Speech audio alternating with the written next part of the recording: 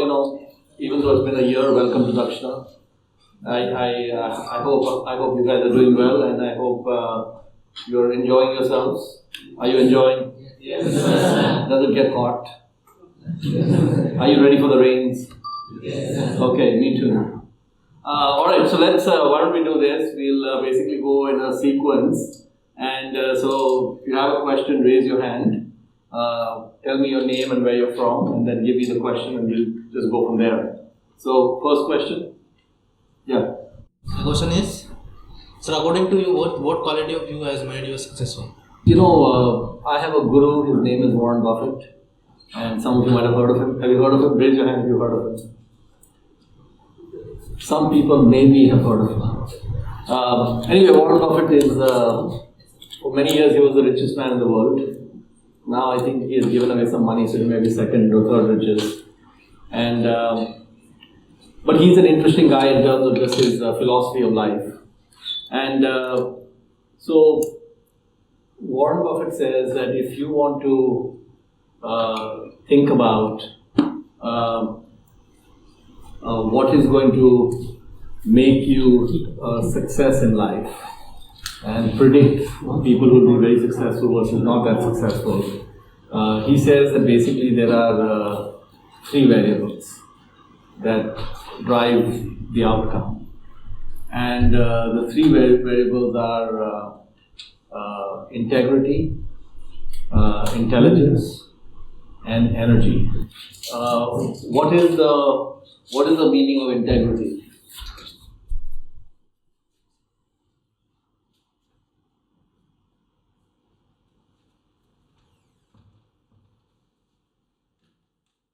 What's the meaning of integrity? If anyone knows, just raise your hand.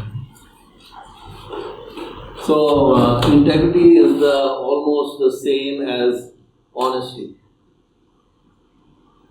And intelligence, you know what is intelligence, obviously. Energy is basically hard worker. So, what Buffett says is that if he is going to predict someone who's going to be very successful, it is not going to be the person who has the best JE rank. So whoever in the class is going to get the best JE rank probably will not do the best in the class in life, unfortunately. Sorry to tell you that. It's only one variable. And in fact, they may have this and this because they're very smart and they're working hard. Usually that's the topper, right? But this variable, integrity, is very important as well. So, the person who does the best is the person who is maximizing on all three variables. So, it also may not be the person who is the most honest. The honest guy may be stupid. So, that's not going to happen. So, you need to be honest, you need to be smart, and you need to work hard altogether, okay? So, my guru Buffett also plays a game when he meets students. And we'll play the same game. Okay? So let's say you are given the following choice in life. And the choice in life is that you get to pick any one person in this classroom.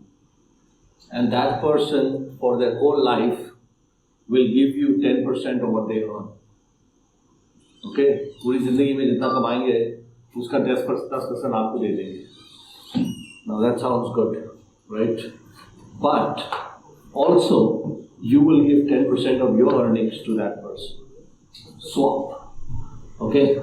So 10% of your earnings are going to go to someone. Whoever you pick, 10% of their earnings are going to come to you. Right? So if I were to ask you to pick a person that you want to do this deal with, and that person cannot be yourself, don't do the deal with yourself. Okay? So if you pick a person, in general, what you would be trying to do is you will be trying to pick a person जो बहुत पैसे कमाने वाला है, right? We should be trying to pick the guy who's going to become very wealthy, because then we don't have to work. Just keep taking the 10%, and if you don't work, you will not get much, right? So then it works really well. So how do you pick the person in this classroom who's going to become the wealthiest. Not easy to do, right? अभी तो college भी नहीं हुआ है, तो उसके बाद क्या होगा क्या बताएं? So Buffett is saying that the way you should pick is these three variables. So you should pick a person who you think is a very honest person, very always truthful, very straightforward. Person has to be really smart, and the person has to be a hard worker. It doesn't need to be the guy who is the hardest working. It doesn't need to be the guy who is the smartest, and doesn't need to be the guy who is the most honest. But if you're optimizing on three variables, okay. So what I would like you to do is on the ballot that you have, we are going to have a secret ballot. So what you're going to do is, I'm going to take the ballot for a second. You're going to write the name of the person. Just don't pick your friend, okay? Because your friend is not going to become the wealthiest. No point. So you write the person's name, fold it twice. So we have a secret ballot. And in the meantime, I'm going to set up an election commission very soon. So please go ahead. When you have finished writing, please raise your hand. You're done? Okay, can you bring your ballot to the front? Anyone else is finished? Yeah, can you bring, okay, he's done, right? So come up in front. These two guys are our election commission. It is important for the election commission to be honest. You trust these guys? Are they trustworthy? Okay, so you are appointed election commissioners. Please collect the ballots. As people get done, raise your hand, they'll come and collect it. So after you collect the ballots, what you're guys are going to do is, you're going to sit here and you're going to tally who got how many votes. And then you make a list of the people who got the votes with the most to the least. And then when you're done, you let me know. Okay? So first, just collect the ballots. In the meantime, we are going to go to question number 2. And then we'll come back to question number 1 after we have ballot results. So next question, who has the next question? Sir, my question is, if I don't get admission in NIT, then what should I do? Do you think you will have trouble getting to IIT? Yes. Yes, okay. So, there is no problem. Maybe IIT. So, there is life without IIT that is pretty good. So, here's one of the things I have learned in life is that there was a Roman emperor. His name was Marcus Aurelius. Okay, not part of CBSE curriculum, unfortunately. Did any of you guys see the movie Gladiator? Gladiator. Kota ke theatre mein nahi hai. Okay. So anyway, when you get to IIT, you can watch the movie. It became Best Picture and all that. This Roman emperor shows up in that movie for the first 15 minutes. So anyway, Marcus Aurelius, he was a Roman emperor, but he had a very difficult life. He spent almost whole life on the battlefield, one battle after another. He had a lot of injuries, and he had a lot of setbacks, you know. And so towards the end of his life, he came up with a philosophy. And that philosophy is called Stoicism, the Stoic philosophy. And the Stoic philosophy, he put it all in a book. The book is called Meditations. So sometimes you get a chance after your IIT or whatever, you can look up Marcus Aurelius and you can look up the Meditations, and it has a very thin book, less than 50 pages.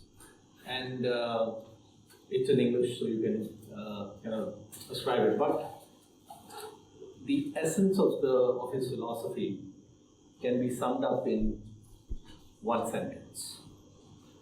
And the one sentence summary is that it is a blessing to encounter adversity. Do you know what is meant by adversity?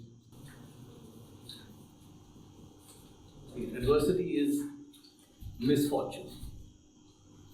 Durghatna, right? Something unfortunate happening, like not getting into IIT. Durghatna, okay, misfortune.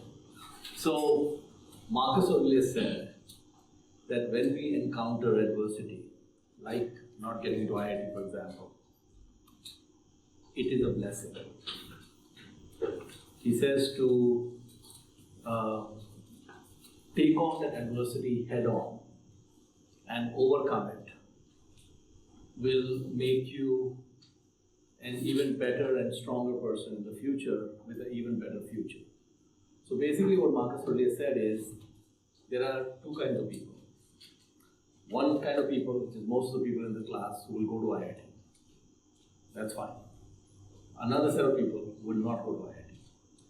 The people who don't go to IIT got a blessing. Okay? The people who went to IIT did not get the blessing because they didn't encounter adversity. Red carpet is laid out. You just walk on the red carpet. And in the case of people who didn't get to IIT, now they have to figure out what next, what happens, what goes on.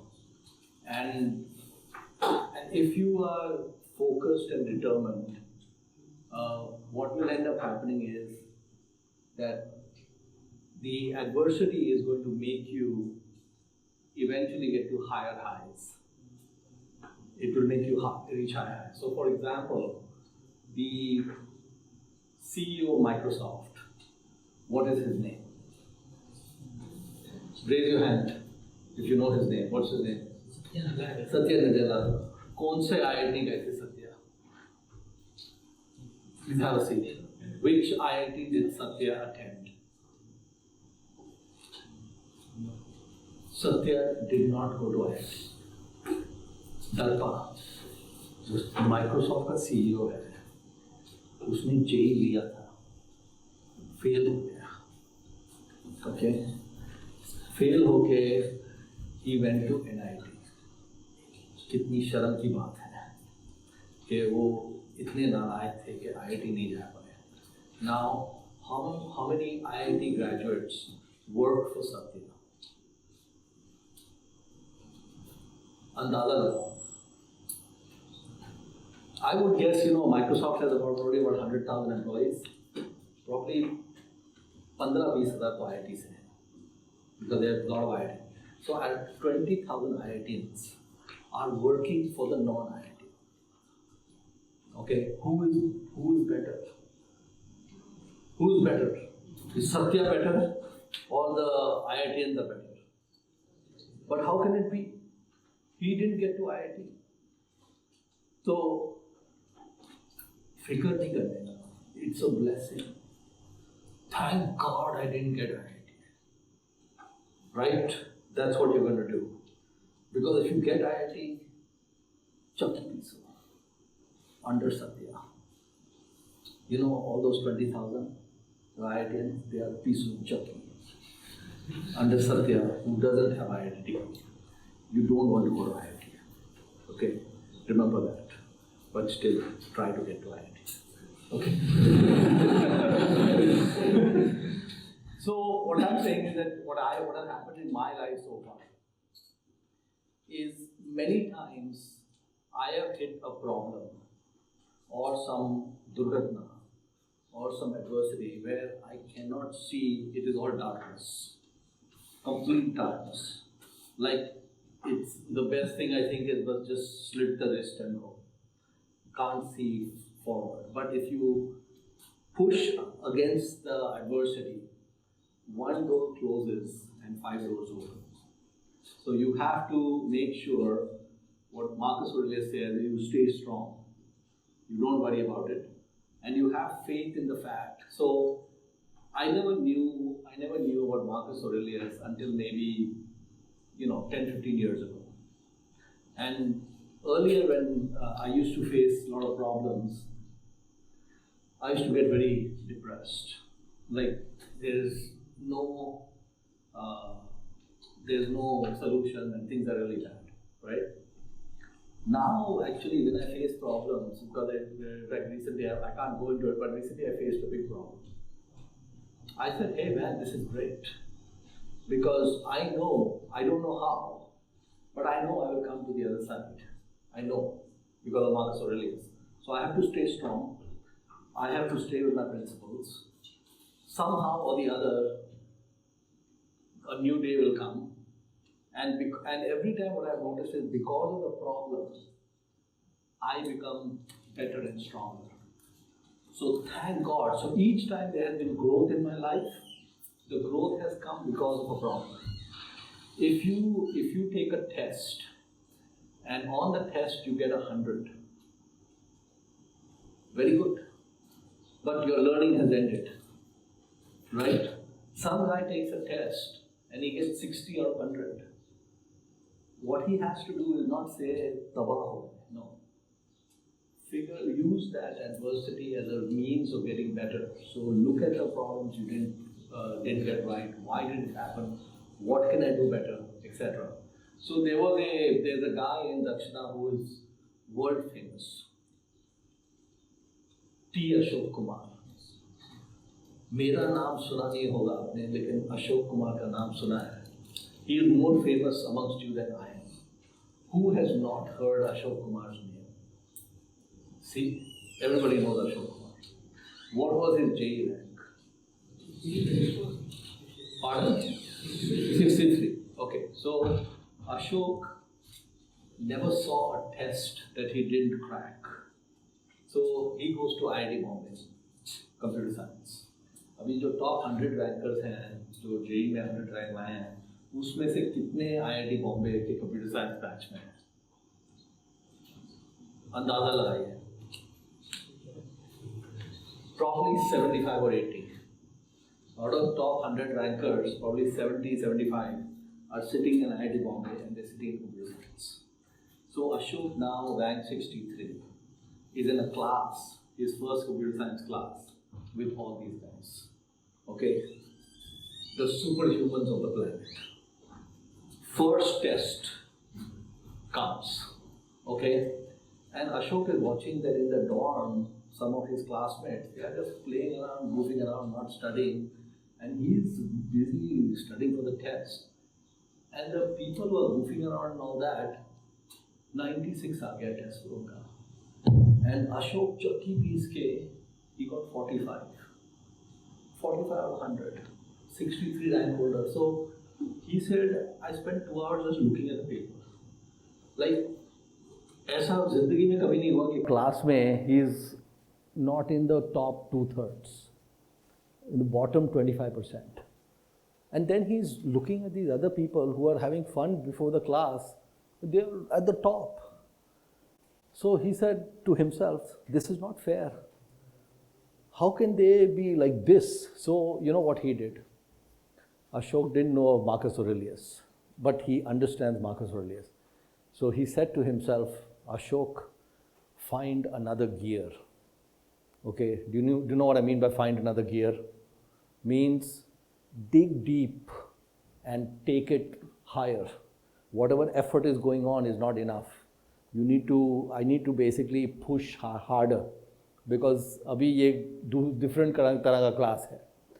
So he next test way more intense than the previous test in study. Eventually Ashok graduated, I think 8.9 or 9.0 GPA, near the top of his class. That same people who were kicking his ass in the beginning, in the end he came. Now if that first test he got 97, what he'll do? Enjoy life. Right? No problem, you can enjoy life. So it is the 45 that gets him to 9.0. And the guy who got the 97 probably didn't end with the 9.0. Right? This is probably the way life is. And so I met Ashok's professor, the dean of the IIT Bombay Computer Science, Dr. Phatak. And I asked Dr. Phatak, I said, Dr. Phatak, Ashok took your class with you, how's he? Oh, mind-blowing student, amazing, great, he was very happy. So what I'm trying to say is that basically you can see a lot of examples of a lot of people's lives where they took a lot of adversity, but it's a matter of how you address it. So not getting to IIT, कोई problem है? No problem. There are many options. And in the end, the IITians will work for you. So it's okay. No problem. All right, so now the election commission, what happened?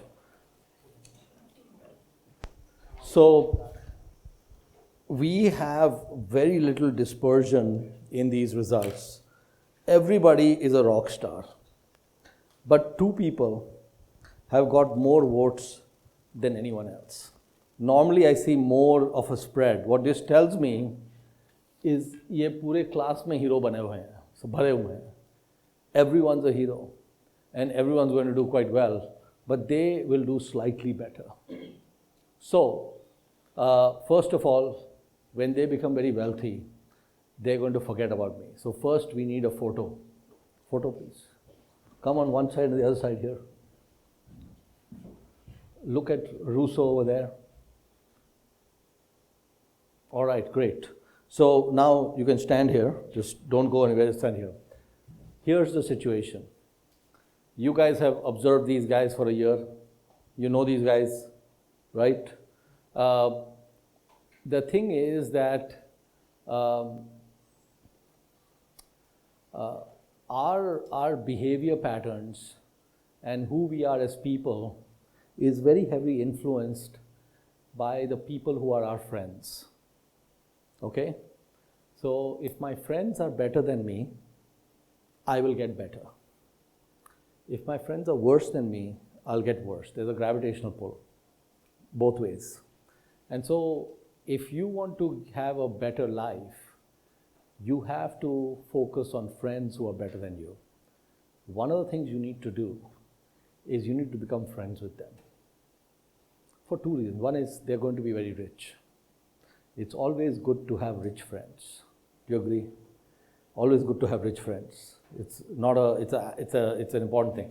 The second is that you live with these guys, you're in the same class with that, you should observe them.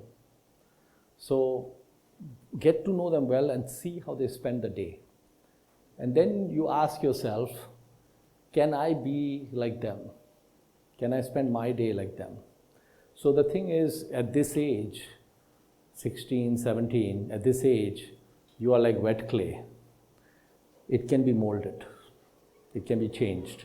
Your behavior patterns can be changed. At my age, they cannot be changed. Okay, so if you want to make changes in terms of how you are and who you are, now is the time. And so the best way to make those changes is to focus on role models. So these 2 guys are great role models, and please focus on them. Congratulations. Don't forget about me when you become a billionaire. Okay, please. Okay, now we finished the first question, right? Given you the formula for success. Next question. Sir, my name is Rohit Sundarwa. I am from JNV Rajkot, Gujarat. Sir, my question is this. IITs are the best colleges, but how can I find a best way for myself after IIT? Okay, that's a very good question. So, please have a seat. So, the thing is that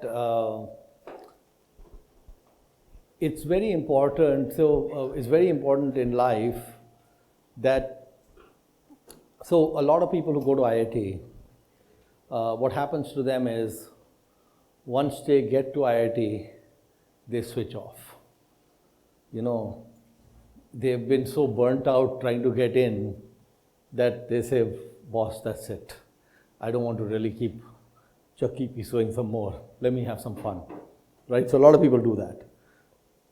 Some people, like Ashok, for example, they continue to work hard in IIT. But then some of them, after they graduate, they'll say, abhi life set hai. So if you really want to be successful, you have to be a continuous learning machine for your entire life. Okay, continuous learning. So learning should never stop. And basically what you really want to do is you want to make sure that every day when you go to bed at night, you are slightly wiser than when you woke up. Every day. So, if you look at someone like me, I'm probably reading like 50 to 70 books a year. I'm trying to continuously take in data, which I'm hoping is making me wiser every day.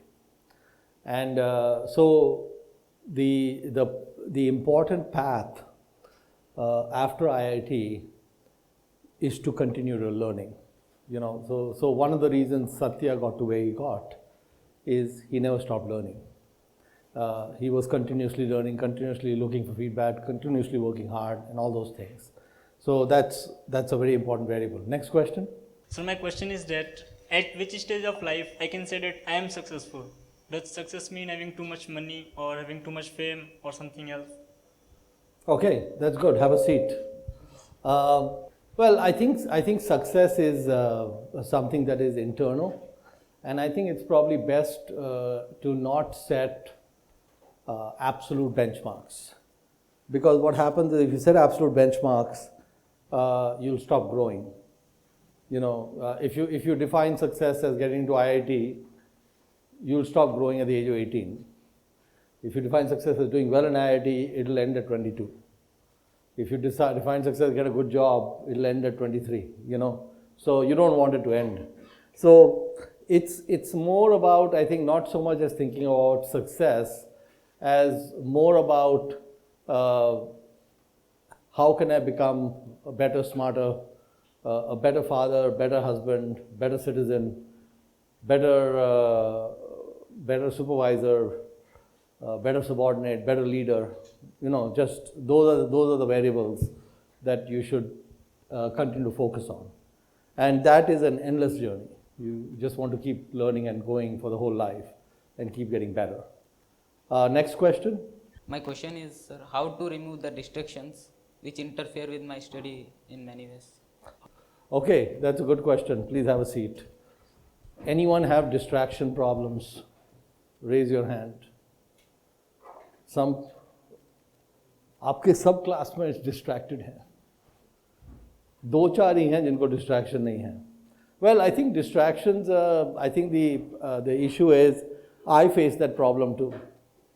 I get distracted too. And the best, I would say the best anecdote or the best way to get better at that is you should try to get close to the people that you perceive as the least distracted. Okay, so become friends with the guys who don't seem to have a distraction problem. This first row did not raise its hand about being distracted. They are focused. So spend more time with those of your peers in the classroom who have less distraction problem. But the other thing is that distraction is part of life.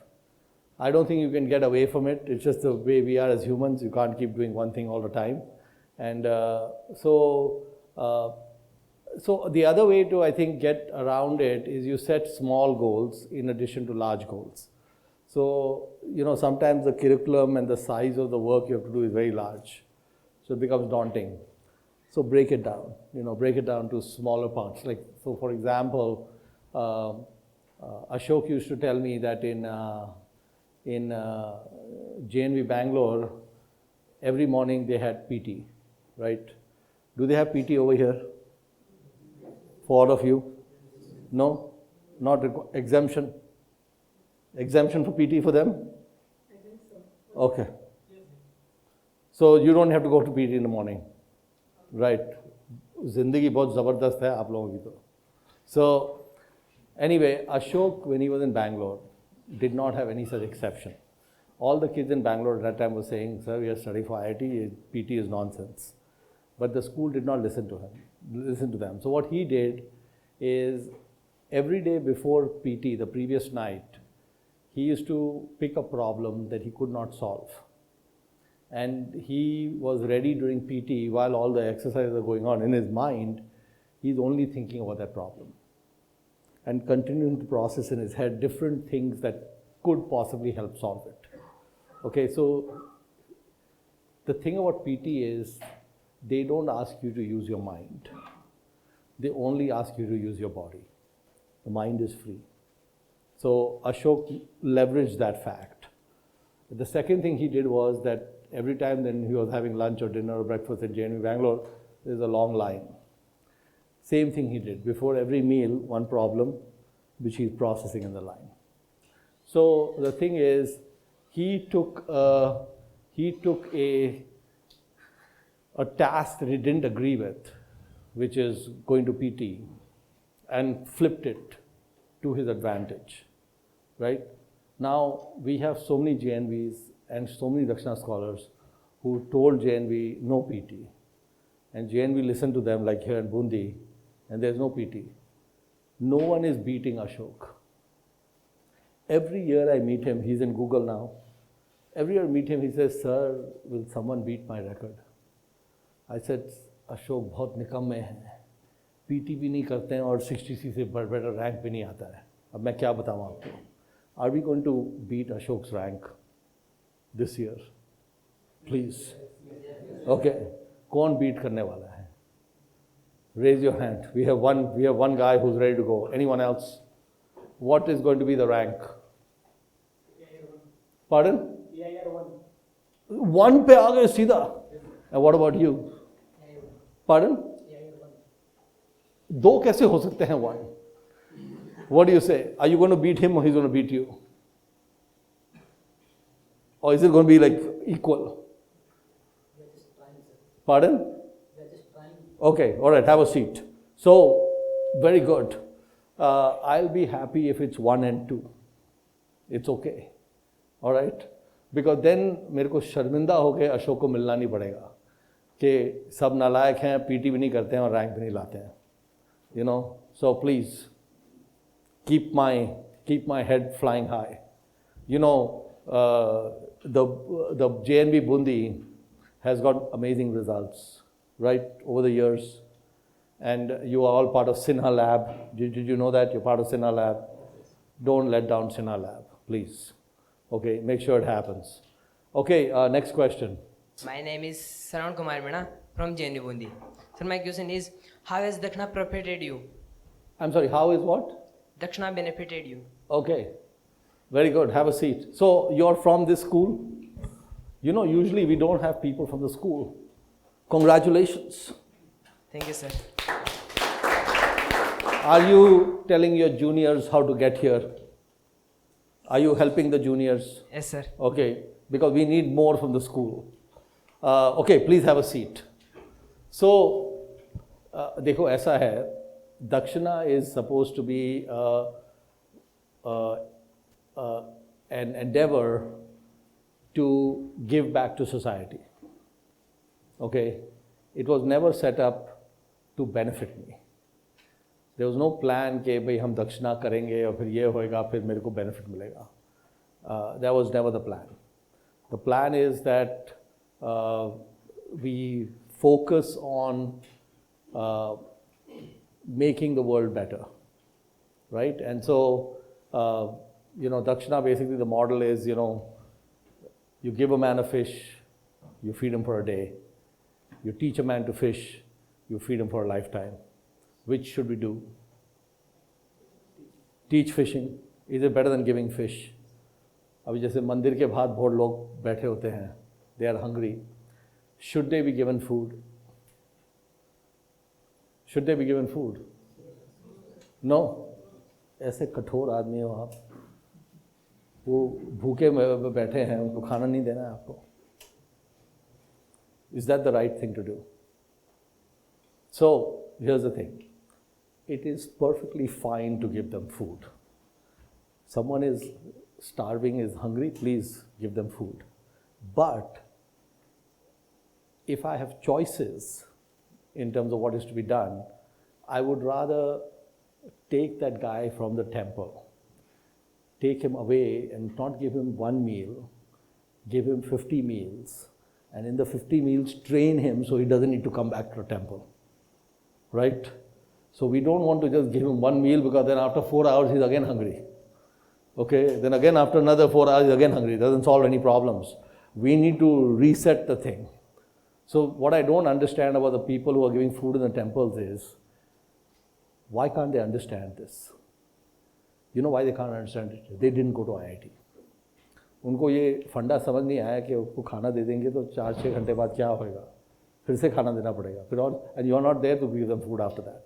So the important thing is, yeah, of course, both are good. Giving a hungry person food is excellent, and teaching a hungry person how to fish is also excellent. The second has more longer term results, which is better, and so that's definitely a better endeavor, but they are both perfectly fine. So if Dakshina had started, if I had started Dakshina with some angle that मेरे को benefit आना चाहिए, then Sharmila will not be in Dakshina. Will you be in Dakshina then? There you go, see? Immediate resignation. Colonel will not be in Dakshina. Because what they will say is, इसका कुछ खोटा angle है. इधर मेरे को नहीं काम करना है. You know what I'm saying? So everything will go down the drain. So now, by not having angle, Colonel is working for what salary? 1 rupee per year. खर्चे कैसे संभालते हैं वो? How is he handling his expenses? The good news is the Indian Army gives him a very healthy pension. Long live Indian Army. And he says the pension is more than enough. So he says, I don't need to get anything more than that. So the thing is that there's something very important to remember about this thing. So in everything in life, there is a log curve. So things don't go linear, they go on a log curve. So what I mean by that, and I've not done this graph before, I'll try to see if I can do this correctly, is let's say on this side is honesty. Okay, so less honest, more honest. Okay, and the way this graph works is it goes like this. Okay, it's a log graph, and on this side is trust. Okay, so if you are very dishonest, nobody will trust you, right? As you becoming more honest, more people are trusting you, but it is not a linear relationship. It is a non-linear relationship. So what that means is that there is a exponential payoff at this end. It just goes off the charts.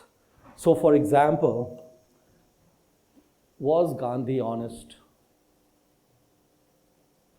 Boss, you have not studied, or at least you have studied Gandhi in CBSE. Okay, was Gandhi honest? Okay, where is he on the curve? So is he over here? Okay, so let's say we put Gandhi over here. Okay, where is, now this is probably a difficult question because some of you may not be supporters. So let me go back in time. Was Nehru honest? Who thinks Nehru was honest? Raise your hand. दो जने boss. Okay, looks like people have some hesitation. So it sounds like Nehru is not here. Is he over here? Okay, is he here? Here? Somewhere here? Okay, we'll put Nehru over here. Okay, let's take Mother Teresa. Is she honest? Yes. Go, where should we put her on the graph? No, should we put her above Gandhi or below Gandhi? Gandhi se upar. Okay, all right, we got Mother Teresa here. Okay, and then let's take, I don't know whether you guys will be familiar, but I'm trying to think of, let's take Nelson Mandela. Are you familiar with Nelson Mandela? Yes, sir. Where should we put him? Pardon? Below? Below Teresa and Gandhi. Okay, so like over here? All right. So Mandela. Okay, so here's the situation, okay? The thing is that हमको सिखाया जाता है कि honesty is the best policy, right? That's what we are taught. But that is not the correct teaching. All your teachers who have been telling you honesty is best policy, they are wrong and they're stupid. Let me tell you the correct philosophy. Honesty is the philosophy to become the most prosperous. Okay, so let's say if your objective is to become wealthy, if you really want to become extremely wealthy, the way to do it is to be extremely honest. And the reason why that is important is that when you become extremely honest, now the thing is, these guys, Mother Teresa, Gandhi, Mandela, they were not businessmen or businesswomen. Okay, they were like, kind of leaders, national leaders, if you will, or leaders in a community. But if you talk about business leaders, the business leaders who get to the top end, they will not be here, they may be somewhere here or something, right? Because you can't get to that higher level if you're a business leader. But the thing is that trust is also on a log scale. So if someone is saying the truth 99% of the time, and someone else is saying the truth 99.9% of the time, and the third person is saying the truth 99.99% of the time, the third person will do 10,000 times better than the second or first person, because it goes asymptotic, okay?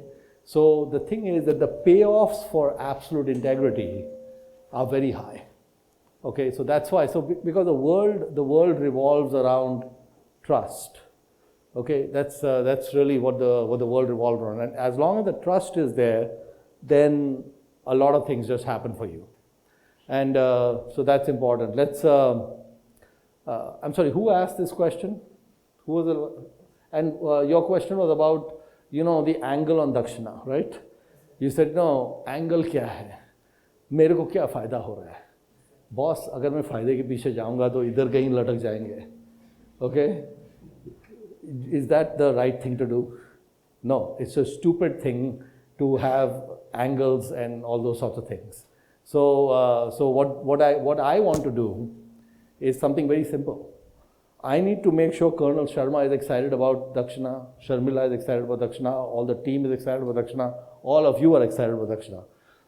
अगर ऊपर ही खोट है, तो फिर क्या excitement है? Like I'll give you an example. When we first started Dakshina in 2007, at that time we used to actually tell in our forms to the kids that on a voluntary basis, you should think of giving 10% of your income back to society.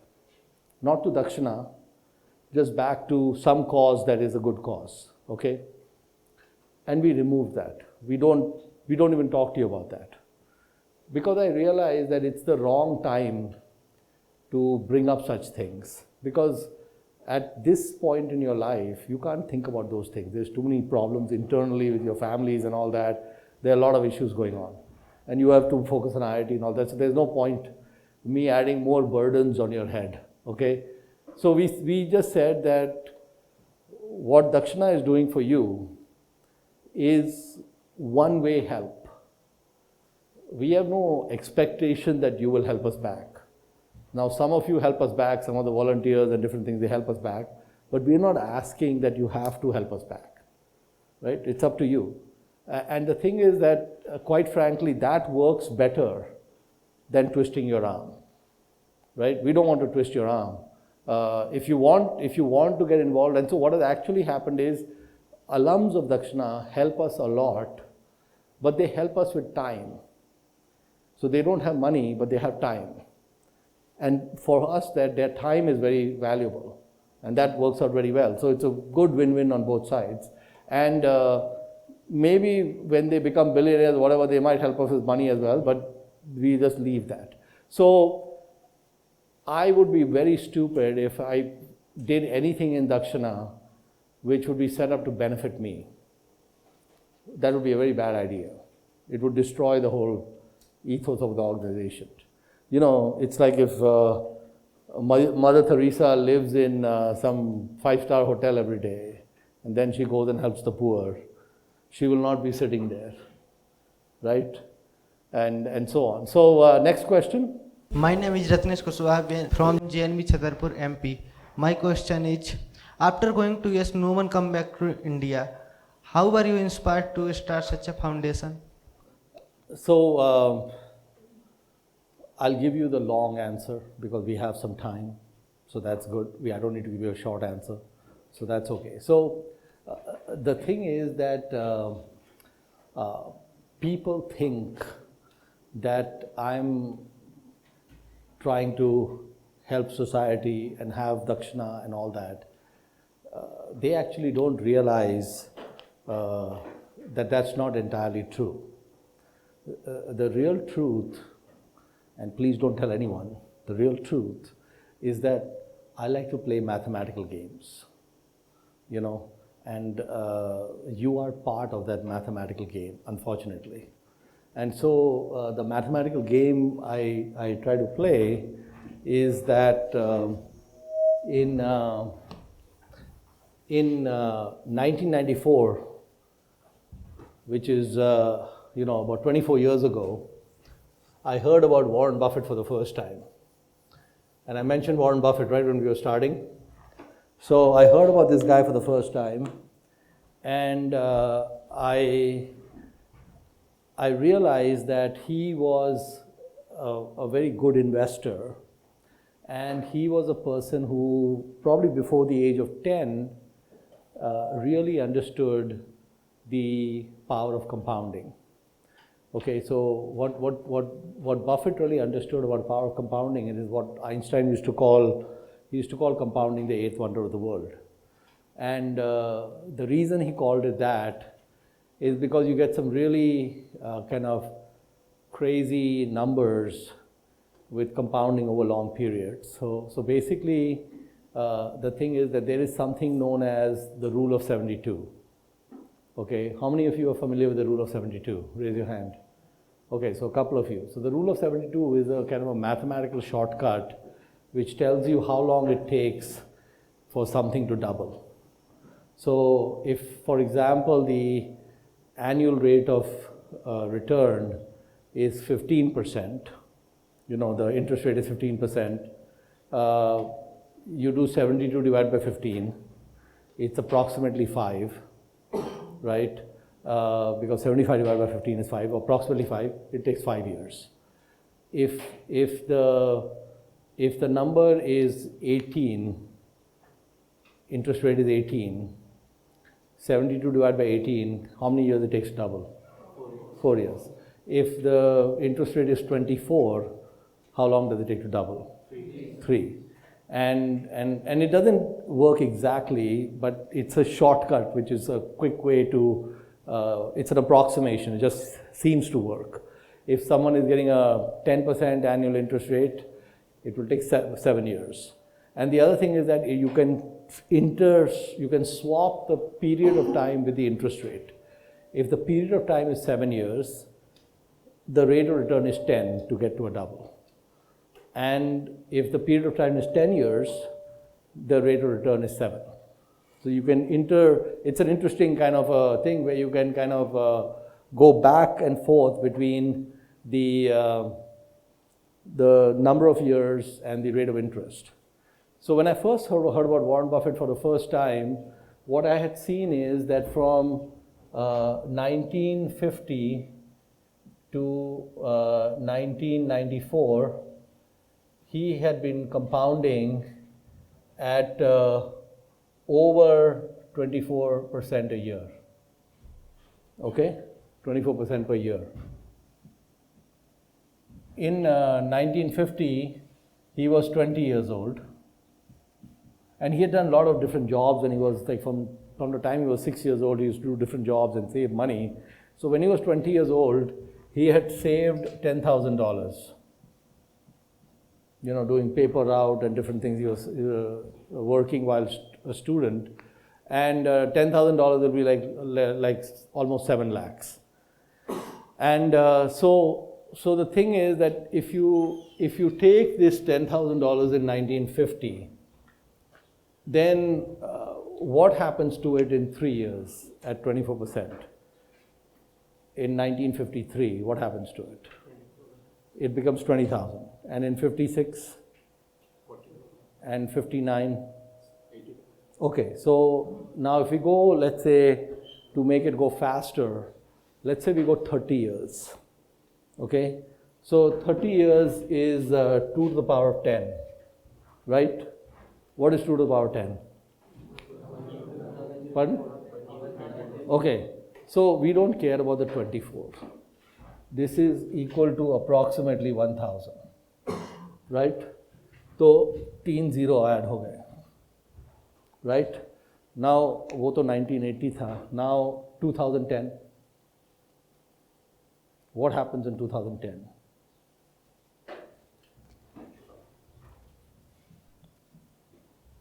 Right? 2040. What happens in 2040?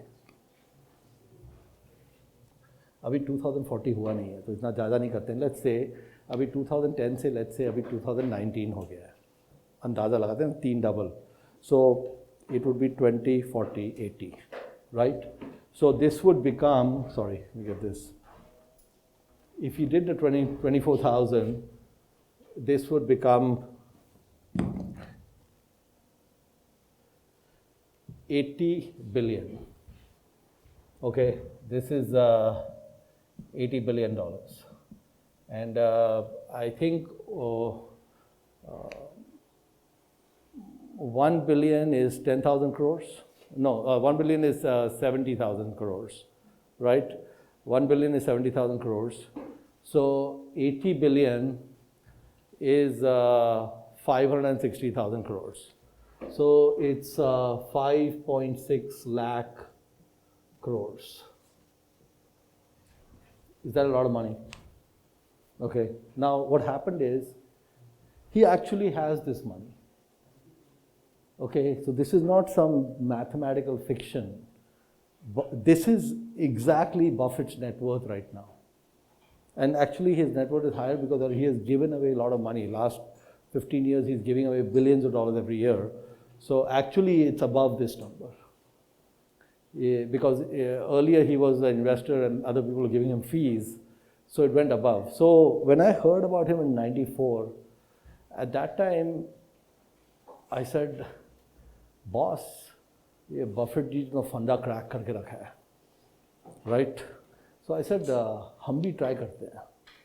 तो मैंने सोचा अभी वो crack कर सकते हैं तो हम भी कोशिश करते हैं. तो मैंने उनकी बायोग्राफी की किताब पकड़ी एंड पढ़ ली कि भाई क्या फंडा है, कैसे क्रैक करते हैं. Because his funda unfortunately is not covered in CBSE and also not covered in IIT. You know, all those friends of yours who go to IIT, they will not understand this funda. Not part of the curriculum. Okay, so what happened with me is I said, you know, I like all this math, you know. There are 2 or 3 ways you can use math. One way you can use math is to put a man on the moon, right? To put a man on the moon, you need math, right? If you want to design a great car, you need math. But also if you want to get wealthy, you need math. So in 94, I was running a business and I had sold a portion of the business, and for the first time, I got $1 million. After paying all taxes, everything, I was left with $1 million. तो हमने बोला ये 2024 तक 30 साल के engine पे डाल देते हैं, राइट? 24% पे. So what will happen in 2024? I have 3 zeros. So I said, 1 billion is a lot better than 1 million, so let's do that. So, abhi kya hai? So, what I did is, I created a Excel spreadsheet. You know Excel? You don't use Excel, right? Do you use Excel? No. They use Excel? No. Spreadsheet. You know what a spreadsheet is, right? So I just said, okay, let's run the numbers. 1994, 1 million, and I keep increasing by 24% every year. And I made a target, how much money I should have every year. Then I create another column. So one column is target, second column is actual. What actually happened, right? And and every year on January 1st, I count all the money. Sara the paisa hai outside Dakshina. Dakshina we don't count. But all the non-Dakshina money. And then we compare ke engine chal raha hai ke nahi chal raha hai. Because engine chal raha thoda important hai. So on December 31st, 2017, it was 161 million. Okay? Now, we have about 7 years left. Right? There's 7 years left. So, we'll get two doubles. So, 160 will become 320. Then it will become 640. And then we'll have 640 times 1.24. So, it is about 1.25. So, we'll be at 800 million. Right? So if I extend this to 2025, I'll be just about at a billion if I make it 2025, right? So what surprised me is the thing worked. You know, एक फंडा था जो school में नहीं सीखा था. I told you, learning starts after IIT. Everything I learned in college and high school and all useless. No use for me. All the learning that I'm using is after finishing college. So unfortunately, I'm sorry to tell you, but 95% of your teachers useless. Sorry to say, just the way it is. So the thing is, this is working, which is great. Now the thing is that I also said that in 2024, I'm 60 years old. In 1994, I was 30, right? And so I said, why stop at 60? One thing you got. One thodi karni thi, right? If I'm alive and kicking and everything going fine, brain is working, let's keep running. So now to run compounding, I have to know when I'm going to die. Right? It's very important to know the departure date. When am I going to die? So my date of death is June 11, 2044. Okay? Make sure you show up to the funeral. Kuch paper mein aayega kahin par ke he's dead. Okay? Then you can take 1 day holiday and just come for the funeral. I'll try to make it a central point. So you can get train reservations and show up. Is that okay? Say yes, please. Yes, alright. Okay, so the thing is that how did I come up with this date? And the date is important. The way I came up with the date is I just looked at the actual study. So you can Google, God Google को कुछ भी पूछोगे वो God Google जवाब देगा. तो मैंने God Google को पूछा, भगवान Google, अगर मैं 53 या 54 year army in good health US में हूँ तो मैं कब करूँगा? तो गॉड Google बोला तुम 80 के एज में मर जाओगे. तो मैंने बोला ठीक है, June 12th is my birthday. So 1 day before that is June 11th. So I said that's the day I'll be gone. Okay, and every year I ask God Google when I'm going to die. Now as I get closer to that age, it'll extend further because I've already lived that much time. So I may get a few more years, we'll see. Now the thing is, the second game I want to play is I like to play math games. This is the purpose of math, not to put man on the moon, to play games. So the second game I want to play is we need to get rid of the money. What's the point of having the money? Kuch karne se paise ka, right? What am I going to do with the money? You know, am I going to eat gold? No, I can't eat gold. It doesn't taste good. Okay, so the thing is that the best thing to do is teach fishing, right? Let's teach a lot of people fishing. So I said, ऐसे करते हैं. मैंने बोला कि जब ये 50 million हो गया, when the money became 50 million, I said we'll give away 2%. Okay, and what I wanted to do is by June 10th, 2044, the money should be zero. So we go on a journey where the wealth grows and then wealth goes to zero. Okay, that's what needs to happen. I told my two daughters that unfortunately nothing is coming to you. So the good news is, because they got that message early, they are trying to do it on their own. Good for them. Okay, so basically we have until June 10th. But here's the problem. The problem is that the numbers become so large that we run out of IIT seats. Okay, so let me give you an example of what I'm talking about. How many seats does IIT have? Pardon? 10,000. So let's say there are 10,000 seats. Let's say, I will be shot dead if I take all 10,000 seats. A bunch of rich kids will get pissed off from Fiji and other places. And somewhere I'm going with this shoe. That will happen. Okay, just make sure you take care of them if that happens. Okay, but the thing is, so अगर हम 10,000 seats लेंगे, should we take 10,000 seats? Take it, all of them. Okay, so let's say we take all 10,000 seats. What does it cost to take 10,000 seats? So what simple math here?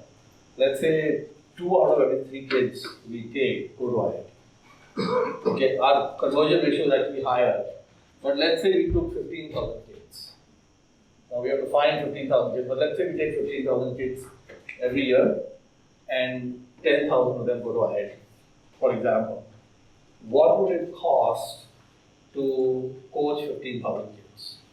So we have the numbers. It is about 1.5 lakh per kid.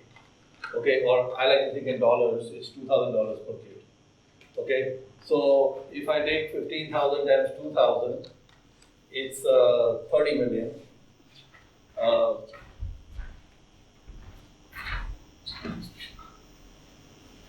So 30 million, and 30 million is about 200 crores.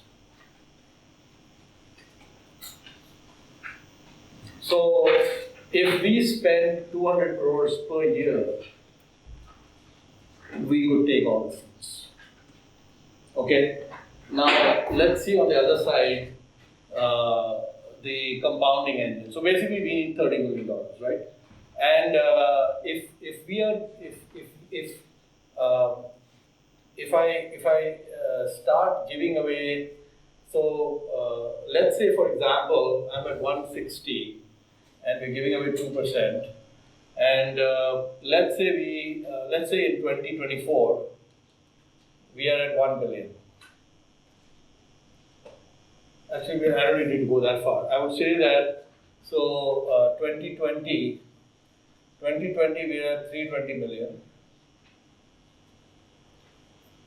Okay, and let's say in 2020 में हम 10% देना शुरू कर देंगे. Right now we are giving 2%, but let's say in 2020, which is only 2 years from now, I increase it to 10%. That's it. Fiji is out of business. No business in Fiji unless they do training for us, right? And so the thing is that even in 2020, if we did that, the money is still increasing, because in 2021, what will happen is 30 million is gone, 290 million is there, it increases by 24%. So it increases by almost 72 million, right? So the 290 one year later in 2021 becomes 362 million. Now we need to only give like 9%. Right?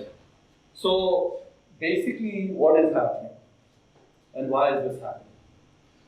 This is happening because Einstein said compounding is the eighth wonder of the world. Chamatkar. Right? So you know what I did? I told Colonel, now the problem we have is we run out of JNV students. Okay, JNV में कितने बच्चे हैं 10th standard में? It's less. So you have 600 JNVs. It's about 40,000. But not all JNVs are 80. Some JNVs are 40. So it's about 40,000. अभी 40,000 में क्या problem है? मैं बताता हूँ.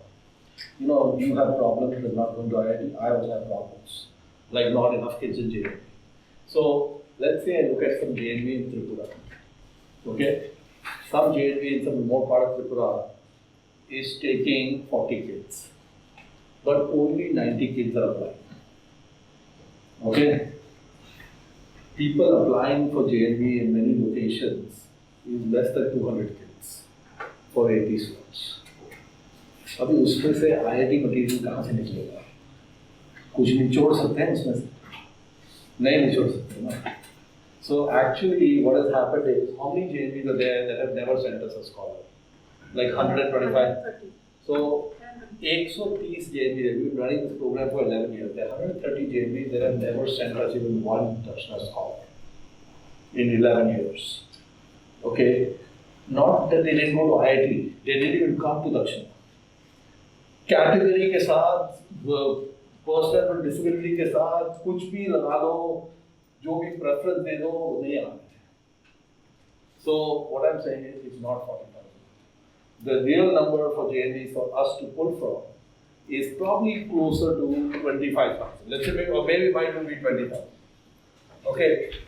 अभी 20,000 में से 15,000 कैसे ले सकते हैं?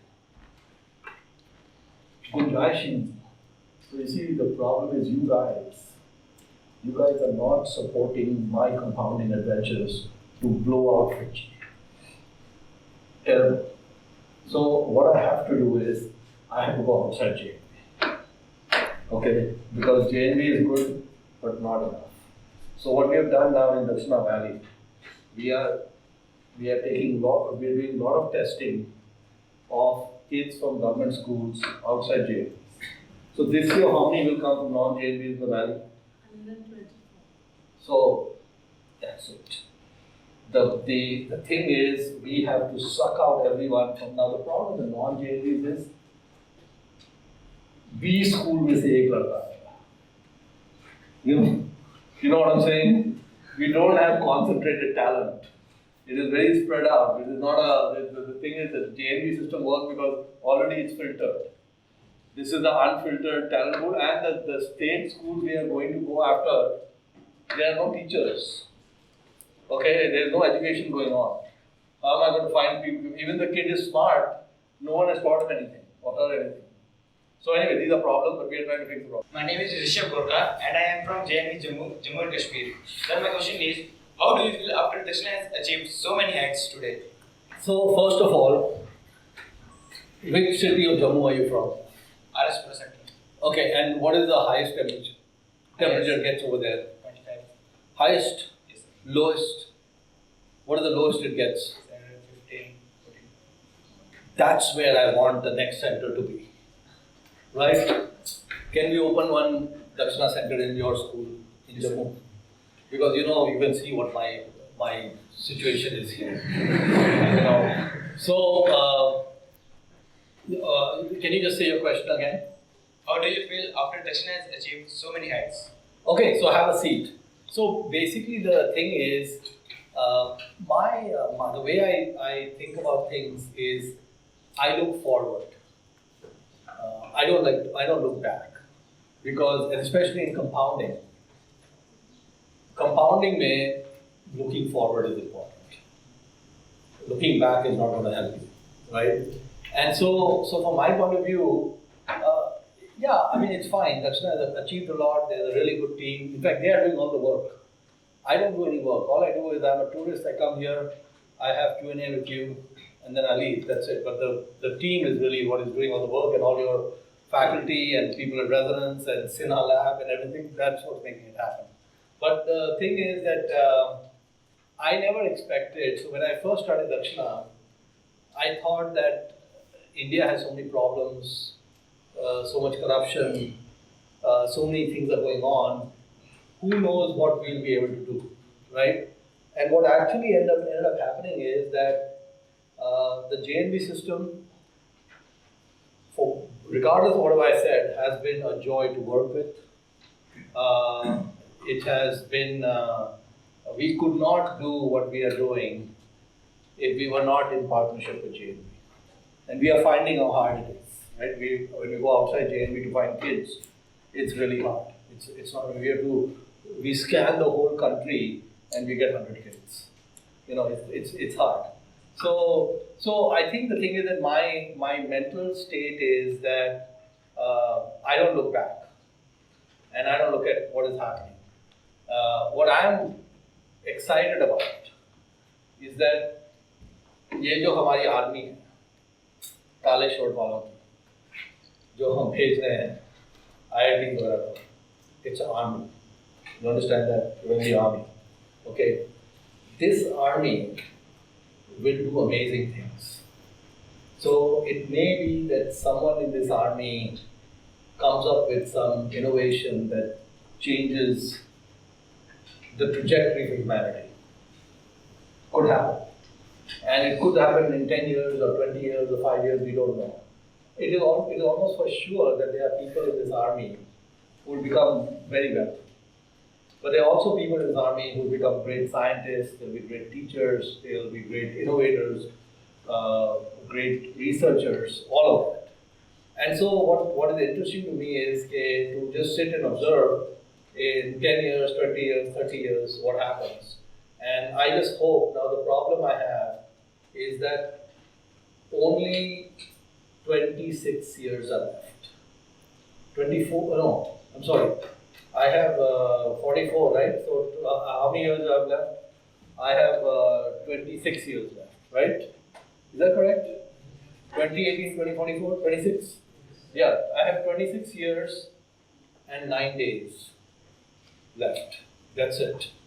And so I won't even get to see what happened in 30 years. So sad. So anyway, that's the thing, is I forget the past, focus on the future, and keep going. So thank you very much. It was a pleasure spending time with you. And we will see you after the next session.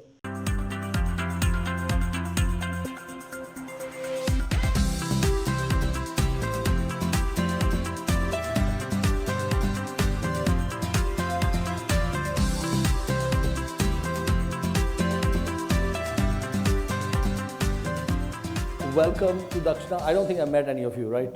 Have we met before? Yes. Oh, we've already met. So when did we meet? Last year, and we had that session in the multi-purpose room? Yes. Okay. So anyway, it was a lot of fun to get your questions. So why don't we start with the first question? I am Pintu Bera from JNV Puri, Odisha. My question is, sir, why have you named Bangalore Dakshina classroom as Charles T. Munger Hall? Okay. Well, thank you very much. The reason we named it Charles T. Munger Hall was because Charlie has been a mentor. I've learned a lot from him.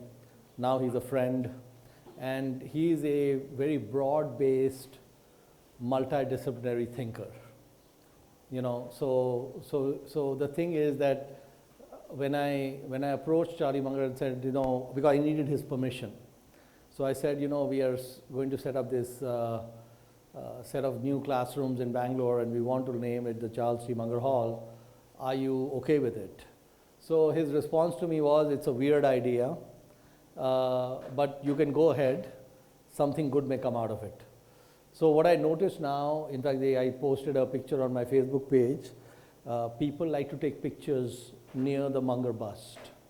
So he's become like a photo spot. People like to take pictures, good. And the thing is that one of the reasons we name classrooms or name roads or name different things about after heroes is obviously we want to honor them. But the other more important reason we do that is so that we, future generations, learn more about them. So I think that if people were to study Charlie Munger and they were to study what he's all about, you're probably going to become a better person. You probably will have a better career. It will have a positive impact on your life. So those are the reasons we gave it that strange name. So, and hopefully you guys will get a chance to visit Charles T. Munger Hall. Next question. Sir, I am Shweta Pradhan from JNV Bundi, Odisha. My question is that, sir, what do you usually talk among your friends? Is it all about work only and making money? Okay, that's a very good question. Please have a seat.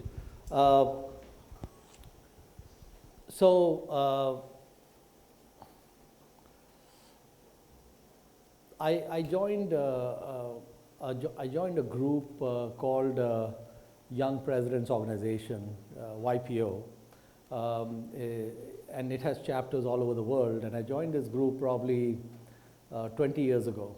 And it's a group of business leaders all over the world. And what they do in this group is they put us in groups of 8 or 10 people in non-competing businesses. And we usually meet once a month and for about 4 hours, and it's very structured in terms of what we go through. So YPO has chapters all over the world. In fact, it has a chapter in Hyderabad, and the YPOers from Hyderabad have been to JNV Hyderabad a few years back. You might have seen some of the pictures. And so a lot of my friends either are or were in YPO. I met them through that.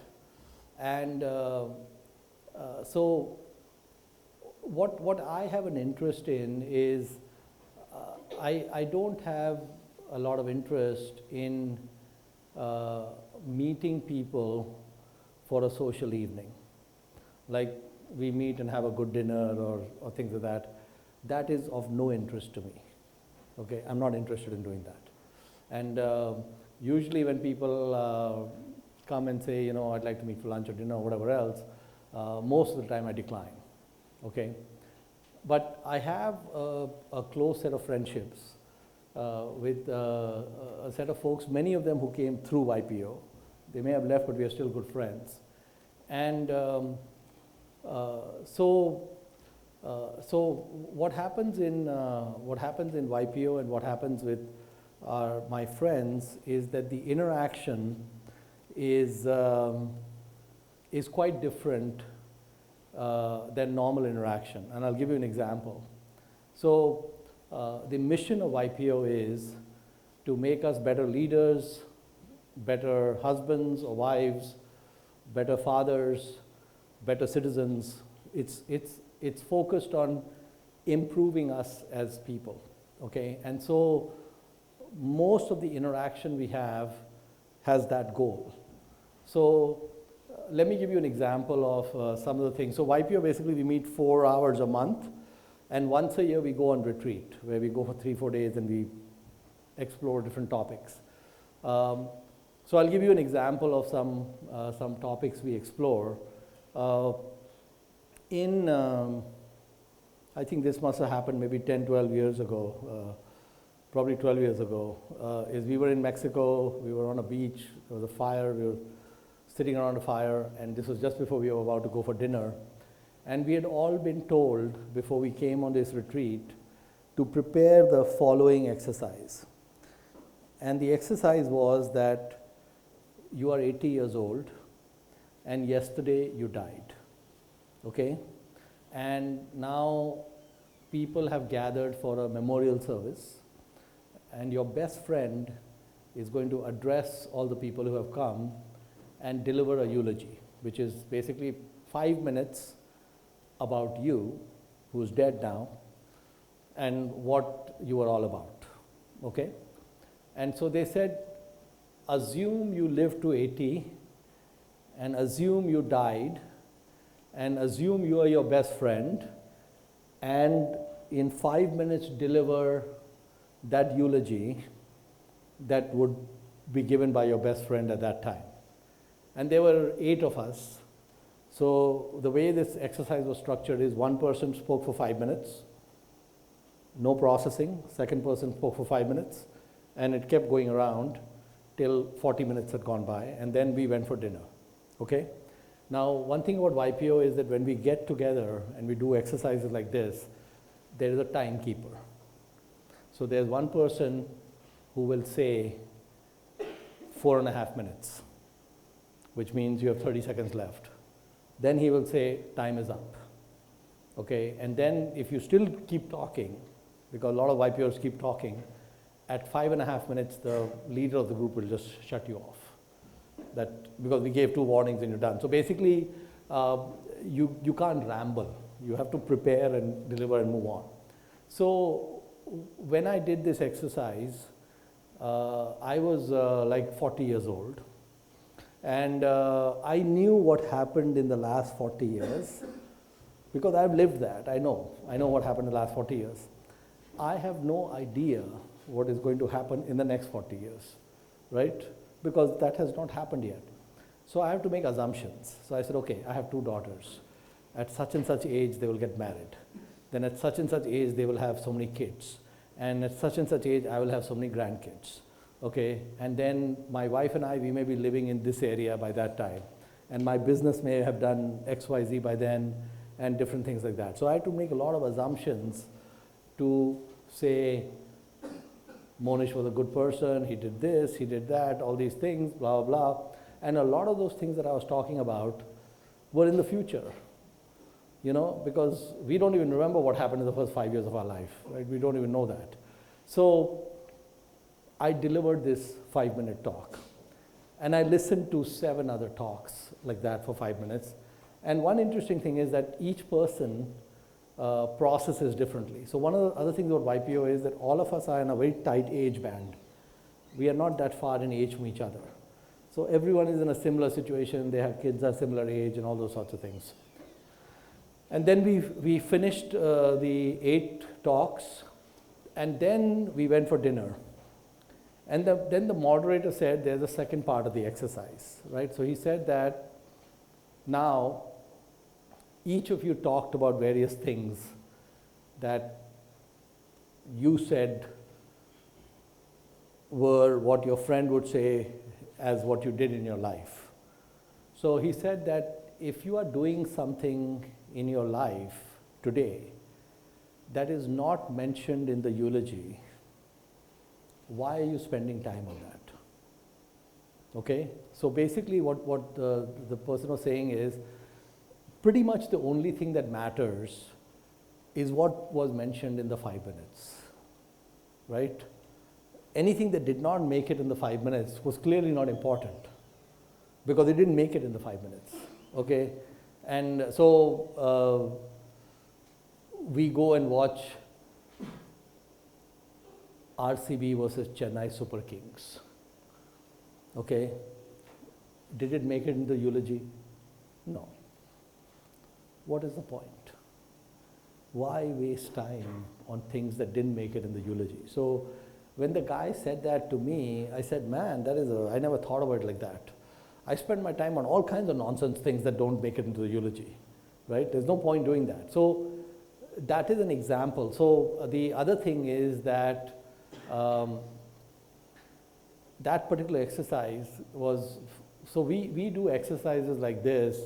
Probably in the last 20 years, we've done 100 or 200 such exercises, all different exercises, different things, looking at different areas and you know, sometimes we'll go out 5 years or 10 years or we'll talk about different things. The other thing we do in YPO is because it is confidential, so whatever goes on in the group, I cannot even talk to my wife about it. It's completely confidential. Because it's confidential, people are willing to talk about anything. And so the thing is that someone may be having a problem with their son being on drugs, for example, okay, or some relative has got cancer, or you know, someone's business is going bankrupt.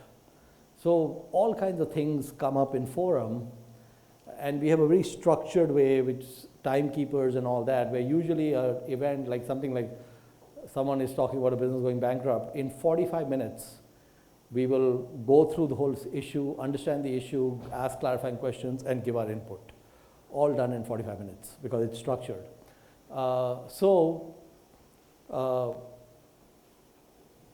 YPO exercises do go into financial matters. So, you know, you talked about money. So we have had a number of exercises where we would say, okay, you know, lay out everything you own today, assets, liabilities, loans, whatever else you have. So many of the people in my group, I have more data about them than almost anyone else will have about them, okay? And then there's another part of the question which says, lay out what this thing looks like 5 years from now, or 10 years from now. And then present that to the group, and then the group will ask questions and say, why are you thinking about this way or that way, and that sort of thing. So for me, the structured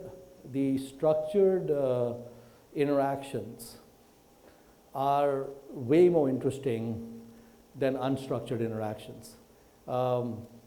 It is very, very unlikely that I will ever accept having a meal with someone which is purely social, because it's not going to make the eulogy. And secondly, it's boring.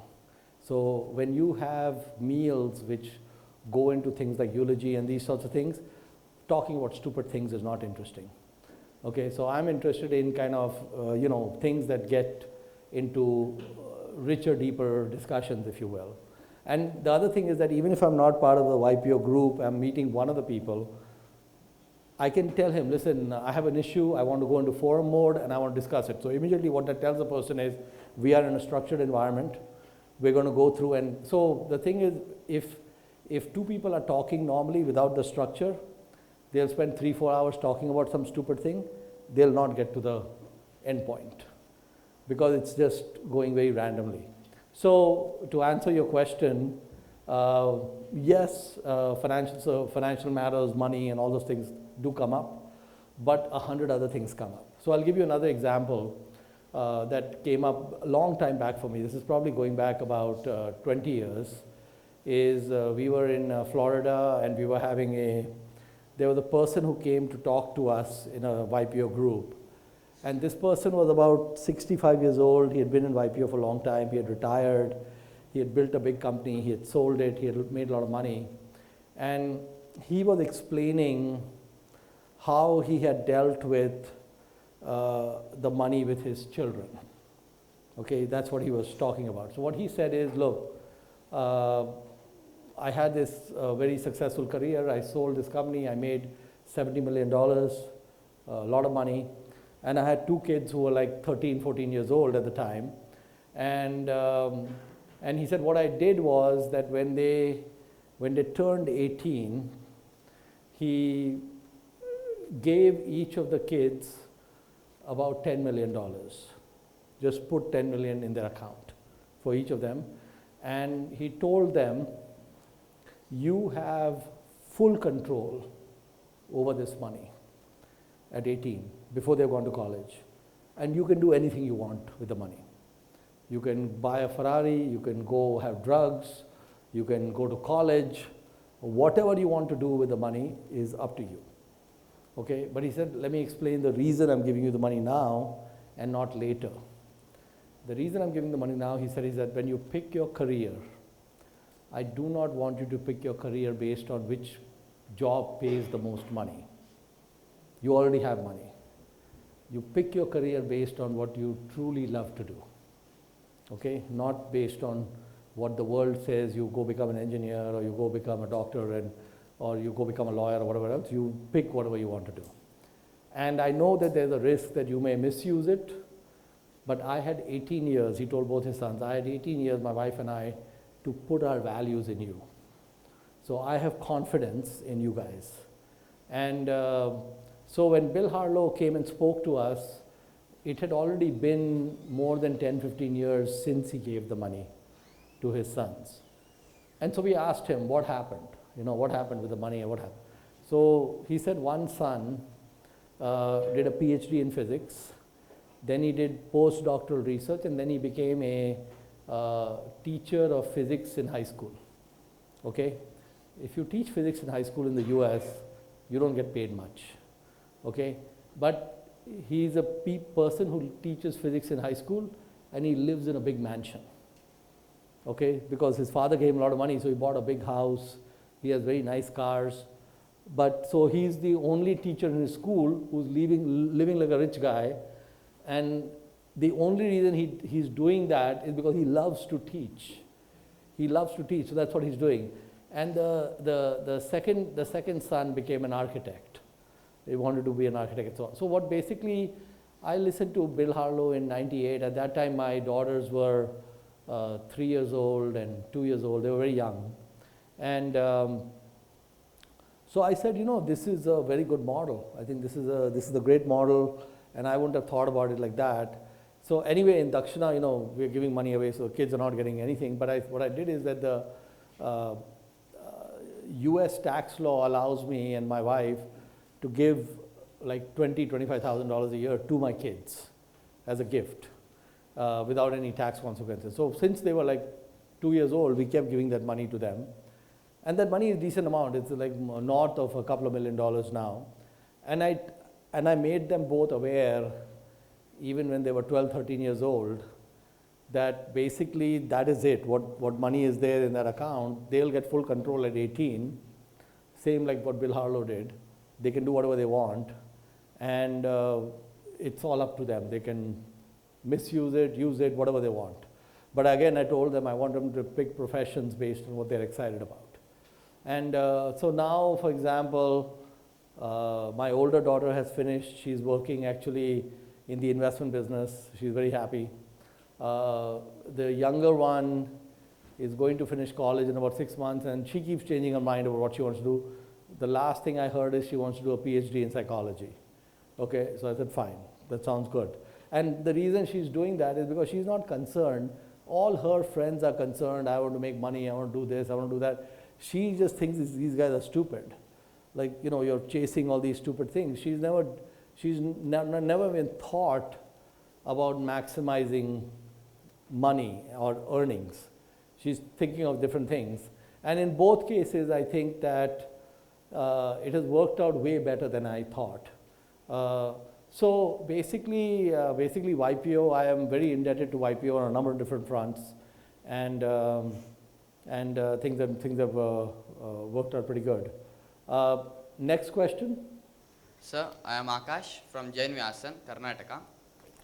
Sir, now that you are a successful person and realized your dreams, what would you ask for if you get a magic lamp, and why? That's a really good question. In fact, of all the questions I got, maybe the most difficult to answer. So it's good to get magic lamps. We all need magic lamps in our life once in a while. And actually the thing is that I try to live my life in a way that keeps me really happy. So I don't particularly have things that I'm looking for that would be interesting from a magic lamp perspective, if you will. The only thing I would probably ask for if I got a magic lamp is we have some issues with scaling Dakshina, and there are some difficult questions and difficult things to answer today. So if the magic lamp came today, I would say, hey, show me the model and show me the way that we can scale and get past this current kind of hiccup and take it from there. That's probably what I would focus on, is direct the lamp towards how can Dakshina get better. But that's probably the thing that comes to my mind. Next question. Sir, I am Saurabh Kamble from JNV Bundi, Maharashtra. Sir, in your opinion, how is the reservation system affecting the country? Okay, have a seat. Now, what is your category, or what is? Are you general, OBC? You're SC. Okay, all right. The reservation issue is always an issue which gets people fired up. Everyone has a strong opinion on reservations, and a lot of people disagree with it, and a lot of people agree with it. So I'll give you my perspective on the reservation system. So in the US, we have something similar to the reservation system in the US. It's called affirmative action. So in the US, we had slavery.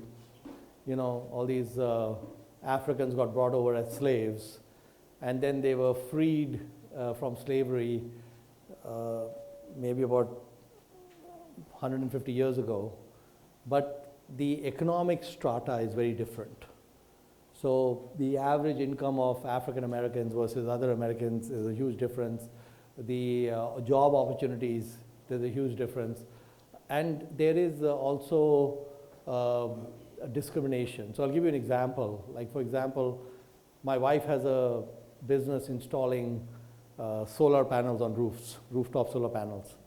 And her lead foreman, who leads the teams, is African American. He's a black guy.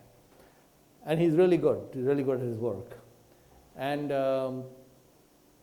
but what happens is, like, so sometimes he has to go to this retail shop to pick up supplies. You know, they've already paid for the supplies. He has to go and pick it up and then take it to the customer. So when she would send anyone of any other race, a white person or any other person, he'll just say, I've come from IKM to pick this up. They just give it to them. He goes there, they say, show your ID. Okay? They don't trust him. Okay? So it's a small thing, but they'll say, show your ID. So she said, they never ask ID for the white guy who goes. They're asking for him, right? Then one time he went to homeowner had some problem with the solar panels. So they called and said, hey, can you come and check it out? So he needed to get access inside the house to check it out. And there were two women at home. They saw him and they refused to open the door. Okay? He's a big guy. He's a really big, huge guy. And so he called my wife and said, I've gone here and they're not opening the door. And his attitude is, he knows why they're not opening the door. He's perfectly fine. He says, Harina, listen, they're not going to open up the door for a black guy. It's okay. Not a problem. You know, he's very laid back about it. So my wife is getting very upset. Okay? So she called the guy who's the homeowner. He said, listen, this person is my company. There is no issues. I'm taking full responsibility. Open the door. The guy says, no. The door is not going to be open. You come when I'm at home. Okay? Now, that guy is the customer. Okay? And the black guy said, it's okay. So Harina told the customer, listen, it costs us money when we send someone and you don't open. If I have to send a person again, it'll cost me money to do that. And I'm going to charge you. So I said, my guy is there right now. Next time he's coming, is a $200 charge. So the guy says, I don't care. I'll pay the $200. He's not opening the door. Okay? So repeatedly things keep happening where I hear about things where things are not, and this is in Southern California. I don't think African Americans are discriminated against, but I see this kind of stuff coming up, right? And clearly the economic stratas are different. Now, there was a guy in the planning commission, the planning commission is gone now, Montek Singh Ahluwalia, during the Congress government.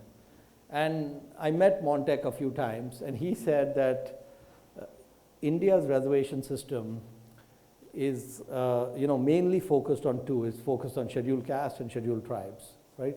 There are two different things. He said that the reservation system has helped the scheduled castes a lot.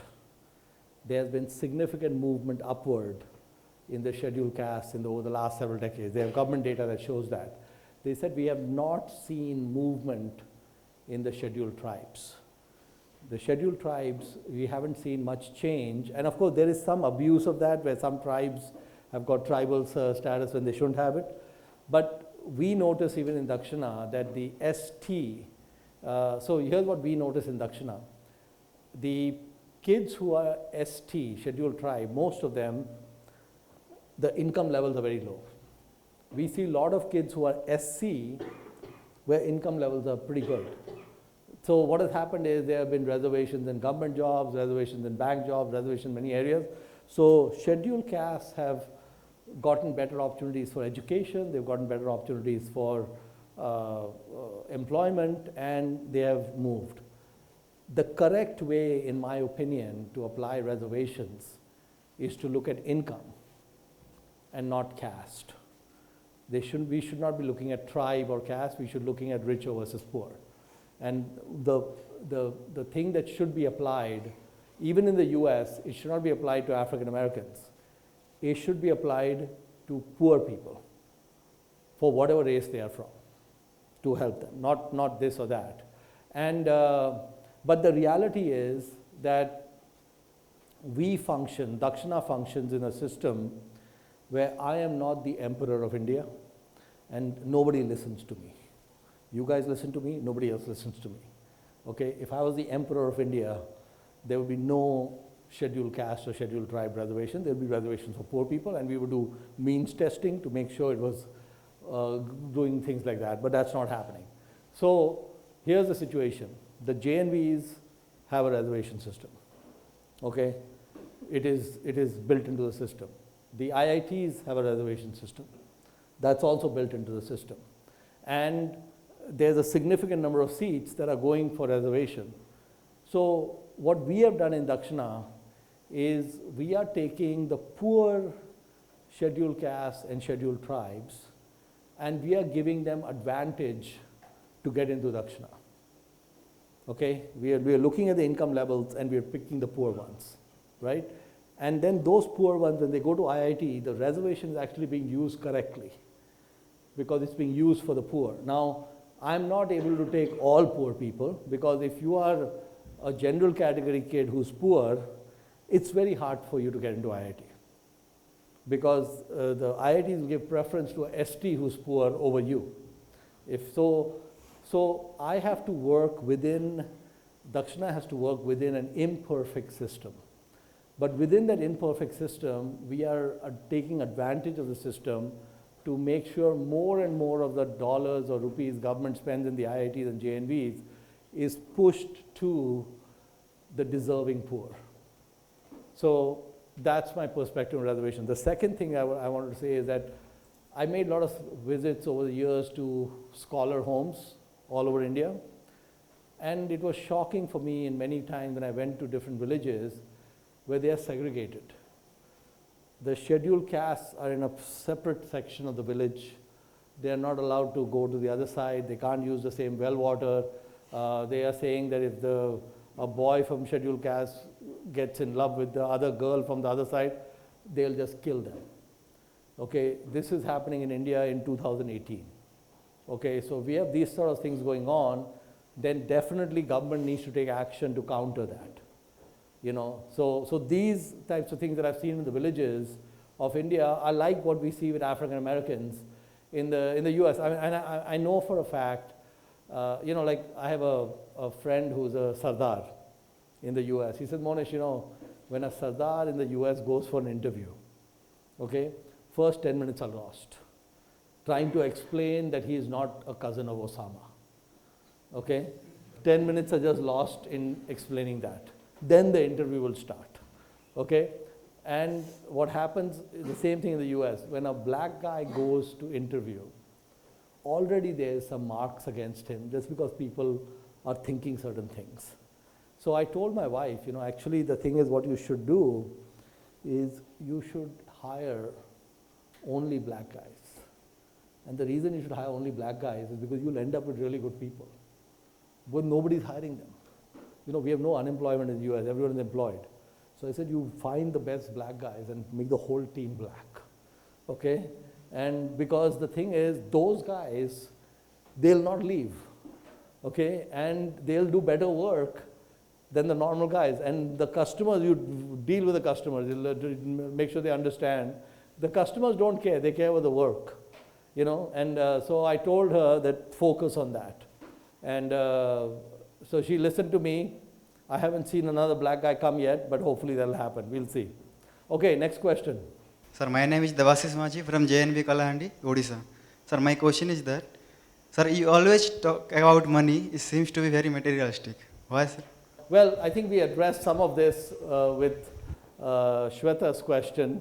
I think the reason that money comes up is because I like to play math games. And we talked about, when we met last time, all the wonderful games of compounding. And so clearly, I think if we're going to run an organization like Dakshina, it does need money to run the organization, and we've got to make sure that the engine works. So probably my wife would say the same thing as you, is that an overdose in that area. But we like to do things that we like to do, and that's the way it is. So I probably spend too much time and too much effort in that area, but I find that area fun. It's like playing a game, so it's fun. So guilty as charged, you can say. Next question. My name is Purnima Herode. I am from JNV Akola, Maharashtra. My question is, why do JNV principals have so many problems with Dakshina? Okay. What I'm going to do is I'm going to have Sharmila answer the question. So give the mic to Sharmila. So Sharmila, please. I don't know where you got that idea from in the first place. So I don't think many principals have a problem with Dakshina. What you may be thinking about is when you go to, when you go from your parent JNV and you go to the Center of Excellence, you have to remember that you are like a foreigner, right? For them, you've come from another state, another JNV, and they're very concerned about your safety and security first, right? Like in the case of a local child, if something happens to the child, the parent is just about half an hour away, and the parent can come and take the child away. But in your case, your parents are far away from where you are, and for that reason, the principal feels even more responsible about you, right? And in those cases, you may feel that they are more stricter or they're more rigid on certain rules where Dakshina is concerned and where Dakshana scholars are concerned. And I think that's the only area of friction. Otherwise, we have wonderful support from all the principals. In fact, we recently formed a WhatsApp group of all the JNV principals. And that was for the first time that the principals in the JNV system got connected to each other. And you will be very amazed to see today, every morning, they are busy wishing each other, greeting each other. There are lots of conversations that are happening on that WhatsApp group related to Navodaya and their personal, issues. And they're having a gala time, and they really love Dakshina. So I think you should remove that. The principals are not against Dakshina. Well, one thing I would just like to add to what Sharmila said is that when we first set up Dakshina, NVS in Delhi gave me the locations that they wanted us to do the coaching. And they picked locations which had incredible principals. And I never realized that. So later, after that, when I would visit these locations, I would say, man, this principal is like a Superman or a Superwoman. Like anything, not a problem, sir. It's okay. I remember one time the principal in Bangalore, she was told that 80 kids are coming from Dakshina. She doesn't have the dorm space. Okay, she didn't have the classrooms.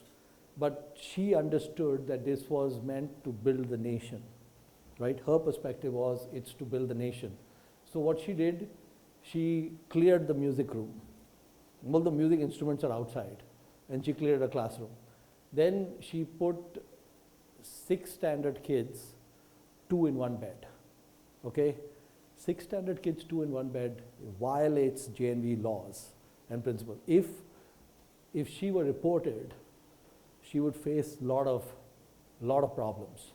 She did not care that, because she said, if I tell them I don't have classrooms, I don't have dorm, I don't have this, I don't have that, they'll say, okay, we'll find some other place.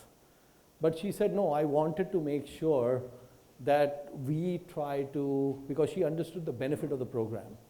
And she said, we're going to try to do that. So today, now Bangalore has become the same place where we made Charles Munger Hall. She's gone. After she's gone, 4 other principals have come and gone. But that place has become a central hub, right? It would never have happened. And I noticed that repeatedly at the different locations. And then what happened after a few years is the principals started getting transferred. And we lost the supermen and superwomen. So we had these incredibly amazing principals who were very, and quite frankly what happens is when Dakshina goes into a school, it puts load on the principals. It's an significant added load. And quite frankly, they already have a lot of things going on.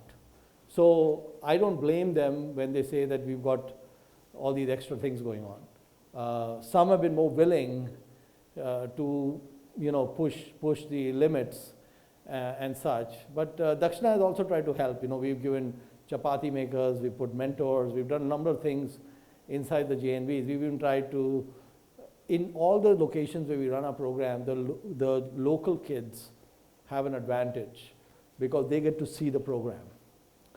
All the other JNVs, they don't get to see the program. The Bundi kids here are able to see what is happening and they can aspire to it. And we have one kid in the other section from JNV Bundi, right? Anyone here from JNV Bundi? No, this is all from Rangareddy. So that's the reason why we've got the situation we do. But I think overall, the situation may not be as bleak as you might think. I just wanted to give you 2 examples. Like in Kotem, okay, the principal hasn't had a vacation in the last 3 years that our batch has been there.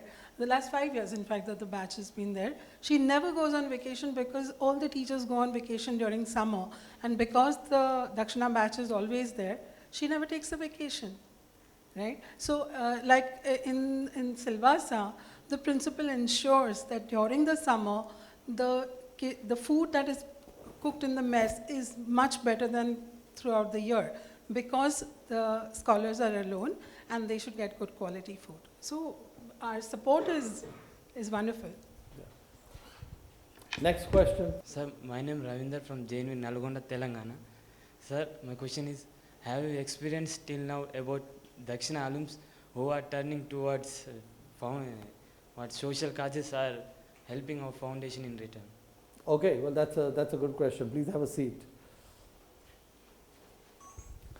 What we've noticed so far is that we've definitely noticed that Dakshina alums are very committed to giving back to Dakshina with their time, okay? Because they are not rich in terms of money, but they are rich in terms of time, and they've been very willing to step forward. So I don't think we can run our annual tests and all those sorts of things if they did not step up. So they've done that. We've also noticed that we've got several alums who are now part of our faculty.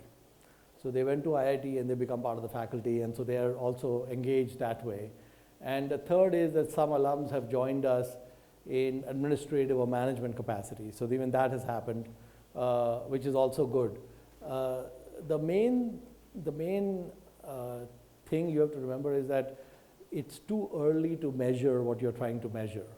So we have Dakshina alums who have gone for IAS. They'll end up in the government and such. But I think that the real data will be visible when these kids are past the age of 40 or 45 or 50. Because that's when they would have really gotten to some peaks in their careers and different things, and then we'll be able to tell. And I think what happens is that when a Dakshana scholar finishes IIT, they have so many pressing demands from immediate family and extended family that it's a lot of pressure on them initially. So it takes a few years to get all of that, cleaned out, and then they can actually start focusing on things a little more broader and then take it from there. So we haven't had that much. I mean, the first batch that graduated is probably 7 years out. They finished in, they finished in 2009, so it's only 5 years out. They've only been working for 5 years. So the oldest alums are like 27 years old. So we don't have a lot of old alums who've, but I think that already what I'm seeing with the ones that we have at the levels that we have, it's excellent. And I think the Dakshina alums will do a great job for the country and for the society as a whole. So. Sir, I am Sakshi Ingde from Maharashtra. I want to know, if we get bored up from our life, then what should we do? Sakshi, that's a great question. Please have a seat. Many times in my life, I got bored. And this is what I do. So let me explain how I deal with boredom. So usually that will come up when you are in your career and such. So you start working somewhere and you find that the work is not interesting, or the place is not interesting, or the people are not interesting, or things you don't like about it. So I have a rule that I have always followed, which is if on Monday morning I'm not really excited to go to work, I do two things. Number one, I don't go to work. And number two, I hit the reset button. So hit the reset button means early in my career when that used to happen, resign. Okay? And then figure out something else. Then what happened one time is that I found I don't have much interest in going to work, but then I found that I'm the owner of the company. So I got really confused. I said, there's nobody to resign to. There are 170 people in the company who think I'm excited to go to work. I'm not excited to go to work. So, what I did is, I told you I was part of YPO, right? Young Presidents Organization. They have this concept of emergency meeting. Okay, so I called our moderator and said, I need an emergency meeting. So they said, okay, next day afternoon we're going to meet. So I didn't go to work that day. Next day I met these guys. So I said, listen, here, and in 45 minutes everything is done. That's how it works. If I go talk to some friend of mine about this, 4 hours will go by, nothing will come. These guys, in half an hour everything was fixed. So I told them, this is my situation. So they said, Mohnish, there's no problem. Here's the situation. You can always own this company without running it. You can find somebody to run the company, right? So they said, all you have to do is, and they knew a lot of people who are headhunters, try to help find CEOs and all that. They gave me some names. They said, call these people. They'll charge you some fee. It'll take time. It'll take 6 months. In 6 months, you'll find a guy who will come and run the company. And since you know that in 6 months this is coming to an end, put a smile on your face, go to work for 6 months. Because then you can leave. Because you know it's ending. Then they said, now, phase 2. You don't want to do this, what do you want to do? They said, we know that you're leaving this place, so what do you want to do? So I said, I want to go work for Warren Buffett. So they said, there's no problem. Let's draft a letter with your resume and send it to Warren Buffett. Apply for a job. So they said, start the search for CEO and apply for job with Warren Buffett. I started both of them. Wednesday morning, I went to work with a smile. Okay? And 5 months after that, the new CEO started. And I left. Okay? Good conclusion. But then what happened is 1 week after I sent the letter to Warren Buffett, I got a reply from him saying, thank you for your letter, we have no positions, warm regards. Okay, so again I called my forum. I said, your first plan worked, I got the search and all this going, but the Warren is saying no. What am I doing now? So what they said, no problem. Again in 45 minutes they solved the problem. Again, if I go to some friends, they cannot solve this problem. These guys can solve it. They said, you start your own fund. Just like the Buffett fund, you start your own fund. So I said, who will give me money? They said, you don't need money, you just start. Whoever wants to give money will give. So I started Pabrai funds in July 99. And from then till now, I never got bored. That was the last time I got bored. Okay, so long live IPO. Okay, so what you have to do when you get bored, now number one is, are you bored of studying? Are you bored right now? So are you asking in the future? Have you been bored in the past? No, okay, good. So life is good, man. You're not bored yet. In the future, it's very important. So let me give you an example of what happened to a real Dakshana scholar. This guy, really smart guy, went to IIT Delhi, computer science, did really well. He got hired by Flipkart. Okay, you heard of Flipkart? Right? Flipkart told him, Flipkart, useless company. Okay, Flipkart told him, this is your job. You sit in a chair in front of a computer and you watch all the prices of washer, dryer and refrigerator of all the other websites, of all models. Whatever is the lowest price of everyone is offering, make Flipkart price 5% below that. Every 30 minutes, scan, change the price. Scan, change the price. The guy went to IIT Delhi Computer Science for this. Okay, you can take someone in 8th standard to do this. Okay, you don't need IIT Delhi. Okay, so after 3 months, he tells me, if someone gave me a gun, I would just blow my brains. Okay, he was bored, out of his mind.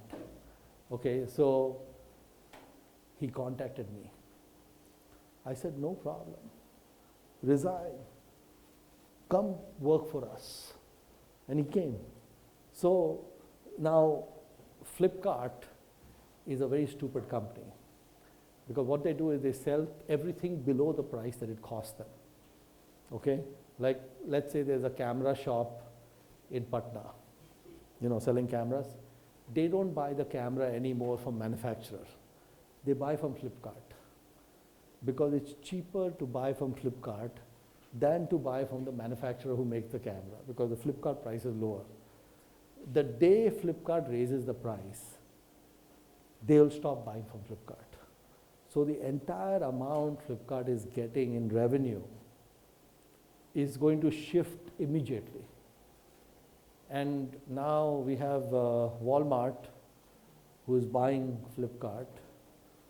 If people in Walmart watch this video, very stupid move. Sam Walton will not be happy. Next question. Sir, myself Sai Kumar from JNV Karimnagar, Telangana. My question for you is, earlier you used to accept the scholars hosting you at their home, but for the last 2-3 years you have stopped this. Why?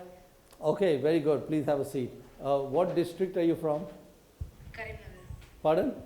Karimnagar. Karimnagar. And in Telangana? Yes, sir. Okay, so maybe we'll, how far are you from Hyderabad?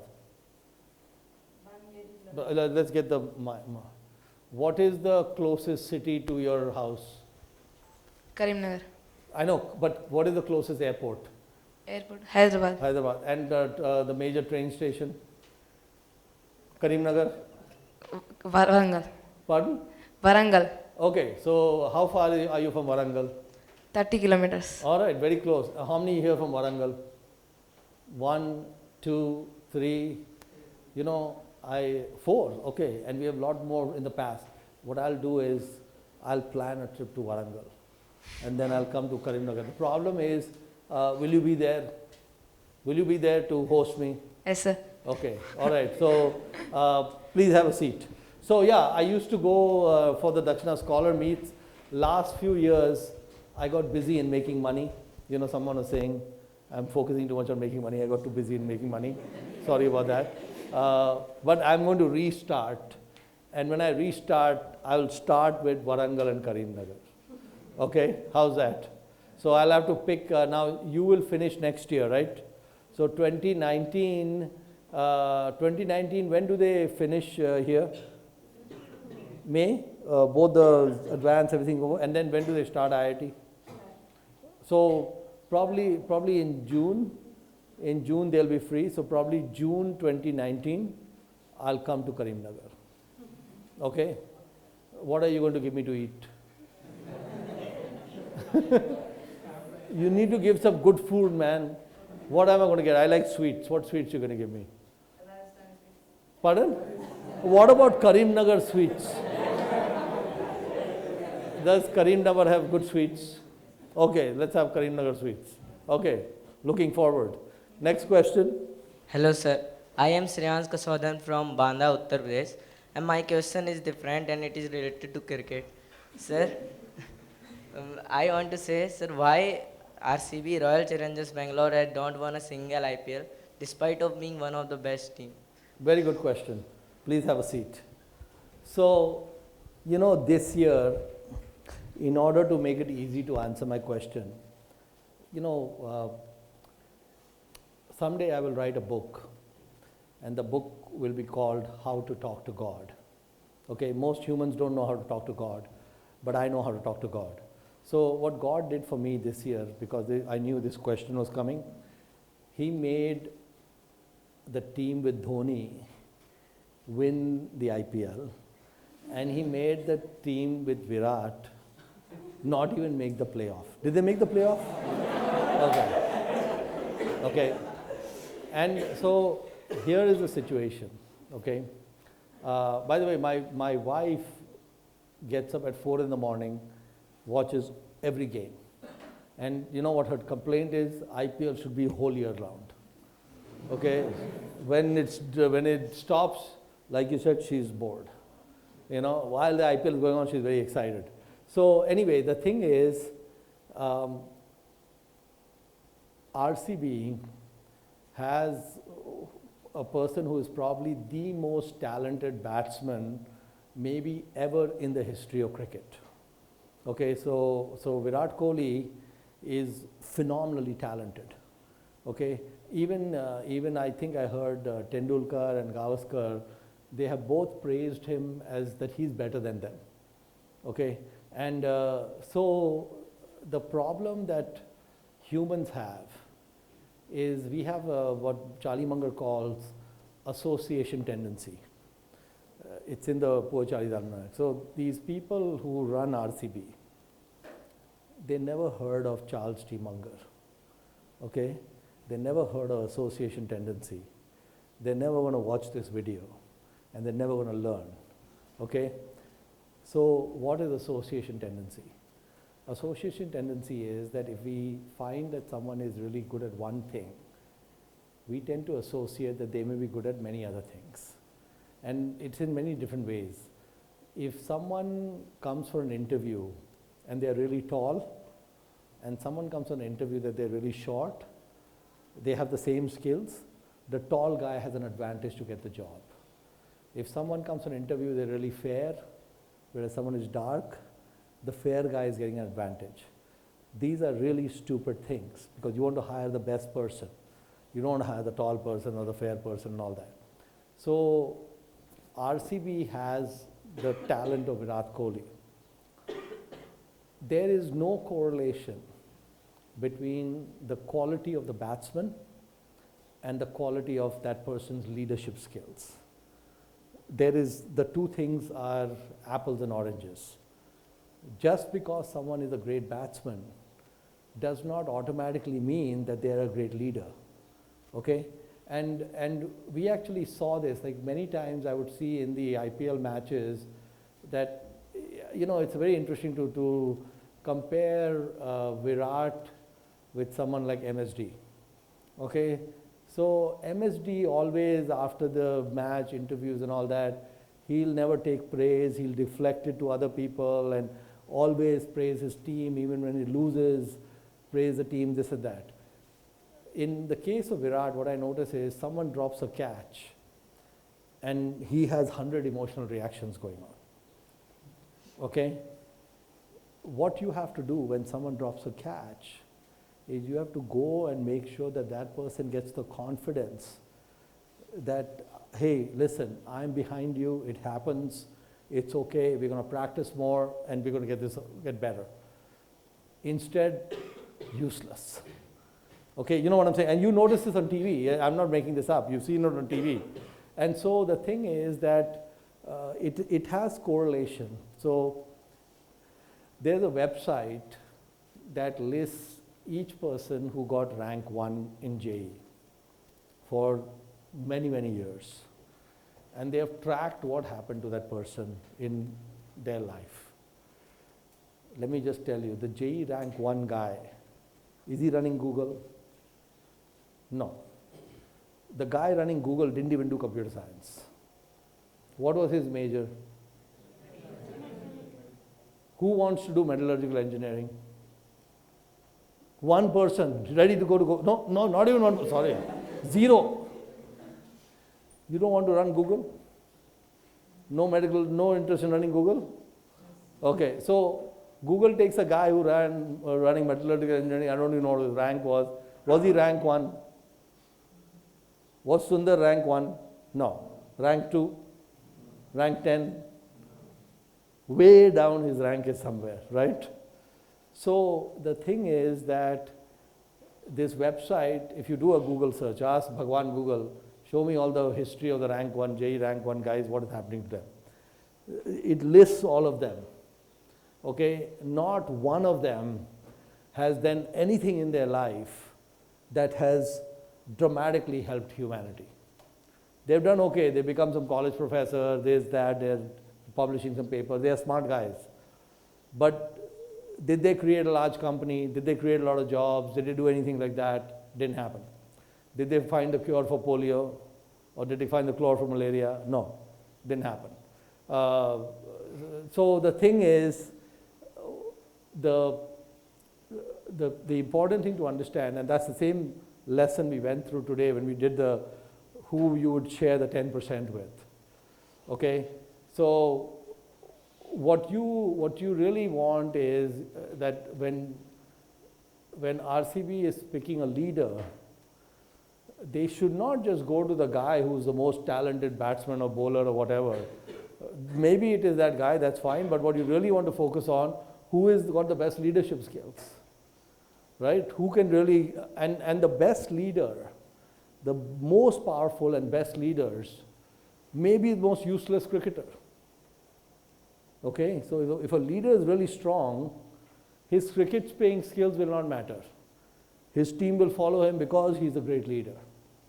And so in I think my guess with RCB is that number one, they may have just said, hey, you know, Virat is good and he's great and all that and we'll make him. Or it may have been, he may have told them, I only come if I'm the captain. Maybe he told them that, I don't know. And if I were the owner of RCB, then there would be no Virat as the captain of the team next year. And I would not look at this, who is the best player. I would really focus on, and I would try to look at the entire IPL in terms of who's the best leader and bring that person in.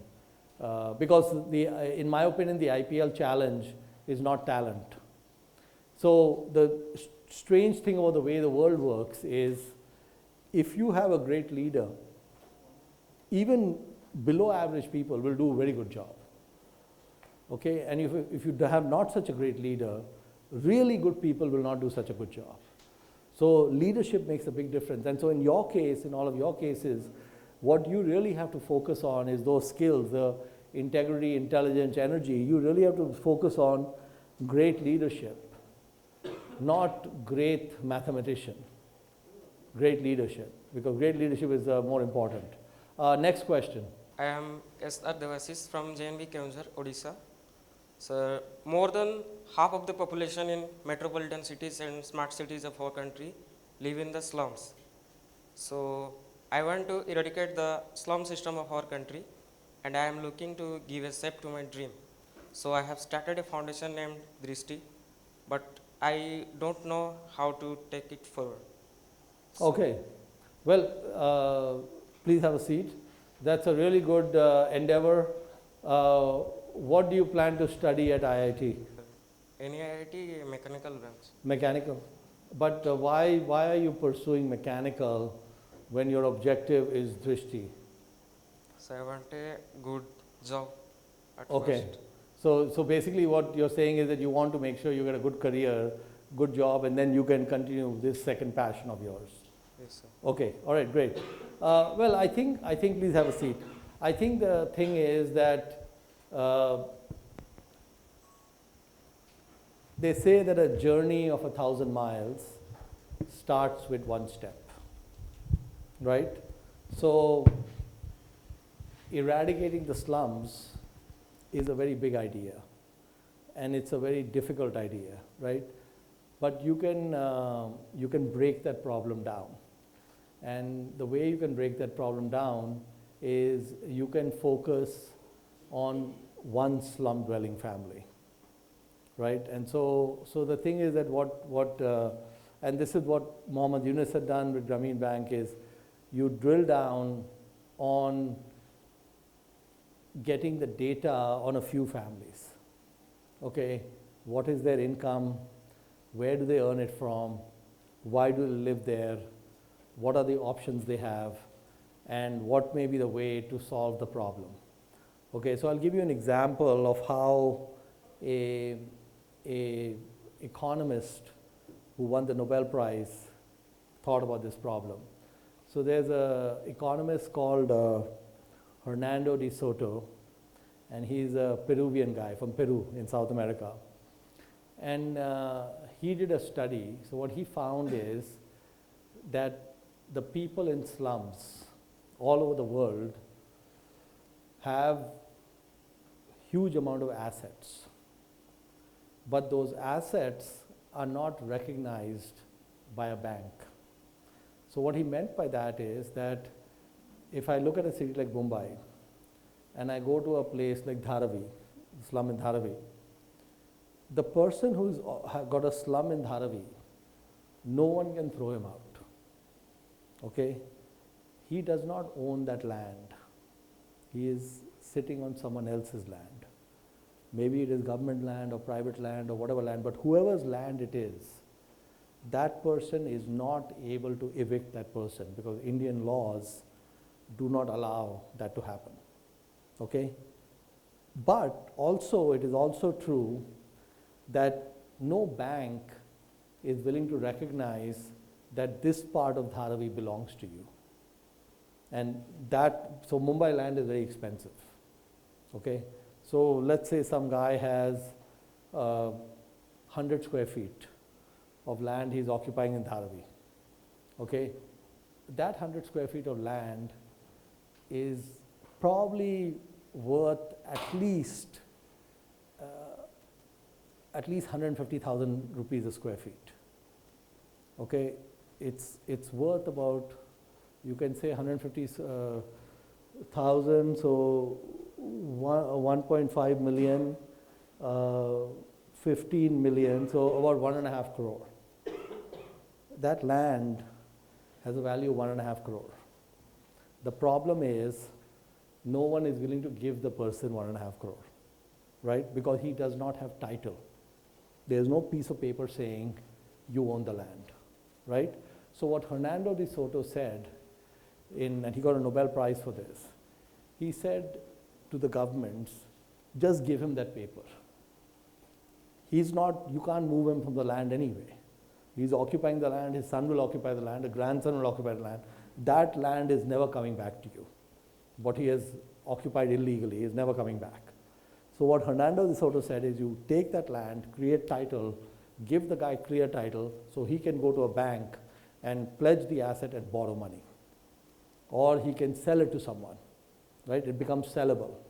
And they did solve the problem actually recently in Mumbai. So here's what they did. So I'm giving you an example of how people have figured out how to solve the problem in a very smart way. Okay, so Hernando de Soto was right that land has value. So what the Maharashtra government did is, what they said is that if there is a slum, let's say there are 500 houses in that slum. If all 500 people agree, or even let's say 80% of them agree, that you can tear down all this slum, you can build a big tower, and in that tower you give us flats, free. You can take and so what the law in Maharashtra is that you can take a person from a slum, first you will move them out because they have to get the land empty so they can build. So when you move them out, they have a schedule, you just have to pay rent. So what they say is that you take this family, they agree for the tear down to happen, move them out, each family gets 15,000 rupees per month, just cash from the builder, and they can go rent anything they want anywhere. Okay, so they find with the 15,000, go find some place to rent, and you clear that land. Then the second thing that happens is the builder builds. Now what happens is, the reason that land is so valuable is because a 60-story tower can go on that land. So if I take 100 slums and each is 100 square feet, right? So I get 10,000 square feet, right? If it's 500 square slums, I get 50,000 square feet of land. I can make a 60-story tower where each floor is 10,000 square feet, right? So the amount of property I have to sell is huge. So what happens is, for me to make one floor only costs 6,000 rupees per square feet. The selling price is 30,000 per square feet in Mumbai, 5 times. So why the builder want to do this? The builder wants to do this because he can easily pay them the 15,000. He can easily give them free apartment because he is getting 6 times his construction cost. Okay, so I have stock in a company in Mumbai which is traded on the Mumbai Stock Exchange called Pabrai Realty. There's a slum which is right where the ceiling ends, where there's a Ritz-Carlton hotel coming up. There are 2 big towers coming up. That whole area was a slum. Okay, someone went and talked to the slum dwellers, they built the housing for them, they moved all of those people out. The slums are gone, people are in a normal tower, and these 2 big towers are coming. The Ritz-Carlton hotel will charge like $500-600 per night. Okay, so this was a solution which did not require any government money. It did not require any NGO. It did not require any person who is trying to do good. These were all capitalists. They were a builder who did this, right? So what I'm saying is that this type of solution can take out all the slums in Mumbai. And the reason it can take it out is because the slum is only on 1 floor, right? I mean, the tower is going to be 60 floors. So it's very easy economically, and in a place like Mumbai, there's no land. So everybody wants to go up. So I would predict that in a place like Mumbai, 25 years from now, you will not have any slums. And the reason you will not have any slums, because the land is too valuable. And so slum dwellers now other slums around can see what happened here. All the slum people are living in a nice flat. So they will want to do the same thing. So I would say that you should study, so you go to God Google and ask God Google slum redevelopment Maharashtra laws. God Google will tell you everything. Then you ask God Google Telangana slum redevelopment laws. You will learn everything. And so once you start getting the data, what you can do is you can be a liaison between the slum guy and the builder, right? So it's a great idea. You can get it going without money, but focus on IIT first. Make sure you do well, and then take it from there. Next question. Sir, it's not my question. My friend from my parent JNV has told me to ask this question. Okay. Sir, actually, Dakshina is providing very good, nice scholarship program. So, some thousands of students are selected first to appear in the NDST or JDST exam. Yeah. Because Dakshina is having limited number of seats, only these much students are provided coaching here. Yeah. So, can you do anything for those students who have the potential and talent? They have appeared in the exam also, but not selected here. Yeah, that's a good question. So I would say the answer to that is that I want your people in your JNV to put pressure on NVS to increase capacity. Okay, we want, I explained to the previous batch, we want to take a lot more Navodaya kids for training. The problem we have is there's no capacity. Even in a place like Bangalore, we have capacity for 360. And how many are there in the Bangalore? 240, 265. It is a criminal offense to have 95 seats sitting in Bangalore empty and dorms sitting empty, and then your JNV, the people are not able to go. Why is that happening? We are desperately trying for that to increase.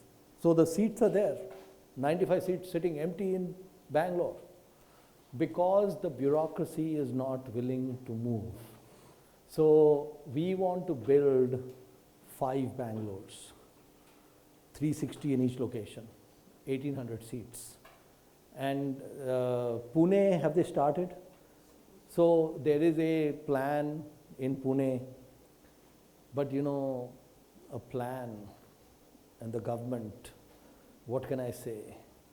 There's a palindrome, a man, a plan, a canal, Panama. Do you know what a palindrome is? Pardon? No? You do know? You know, a man, a plan, a canal, Panama is backwards and forwards. So anyway, so the thing is that all these plans are there. So please tell your principal, all the other NVS, JNV principals, put pressure on NVS to fill the 95 seats in Bangalore from your school. Please. The ball is in your court. I have built the Taj Mahal. It's lying empty. What can I say?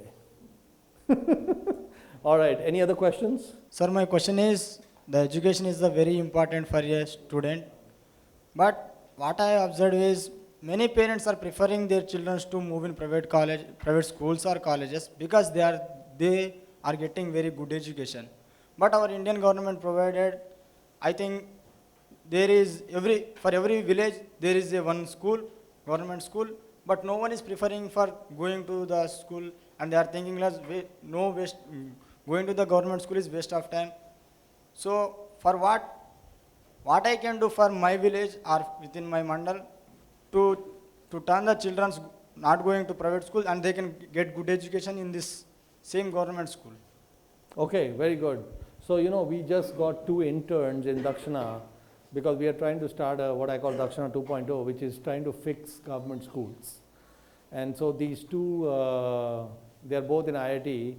They are doing research for us. And exactly what you said, the government schools are all there. And the teachers are not showing up. So there are many solutions. One of the solutions is you can keep it as a government school, but you can add a lot of technology and other NGOs and other things, just like we have done in JNV. JNV is public-private partnership, right? So there are things you can do in public-private partnership which can solve the problem. So it's a very difficult problem, and I am interested in that problem nationally. So I'll give you an example. In Telangana and Andhra Pradesh, they have these residential schools before the JNVs. In fact, the central government learned from these schools and created JNVs. But those schools have almost no funding. They're boarding schools, but no funding. So we are taking one school just as a pilot, and completely changing the nutrition. So Dakshina will just, I told Colonel and Sharmila, there's no budget, unlimited budget, change the nutrition. What I noticed in the kids is they are very short. All the kids are very short. That is a sign that they are not getting enough calories. Okay, so I want to, in 1 or 2 schools, what I want to do is change the nutrition, let it run for 10 years, and I want to see if the test scores change. So we are not making any changes to teachers or anything else, only food, right? Because I want to get the data.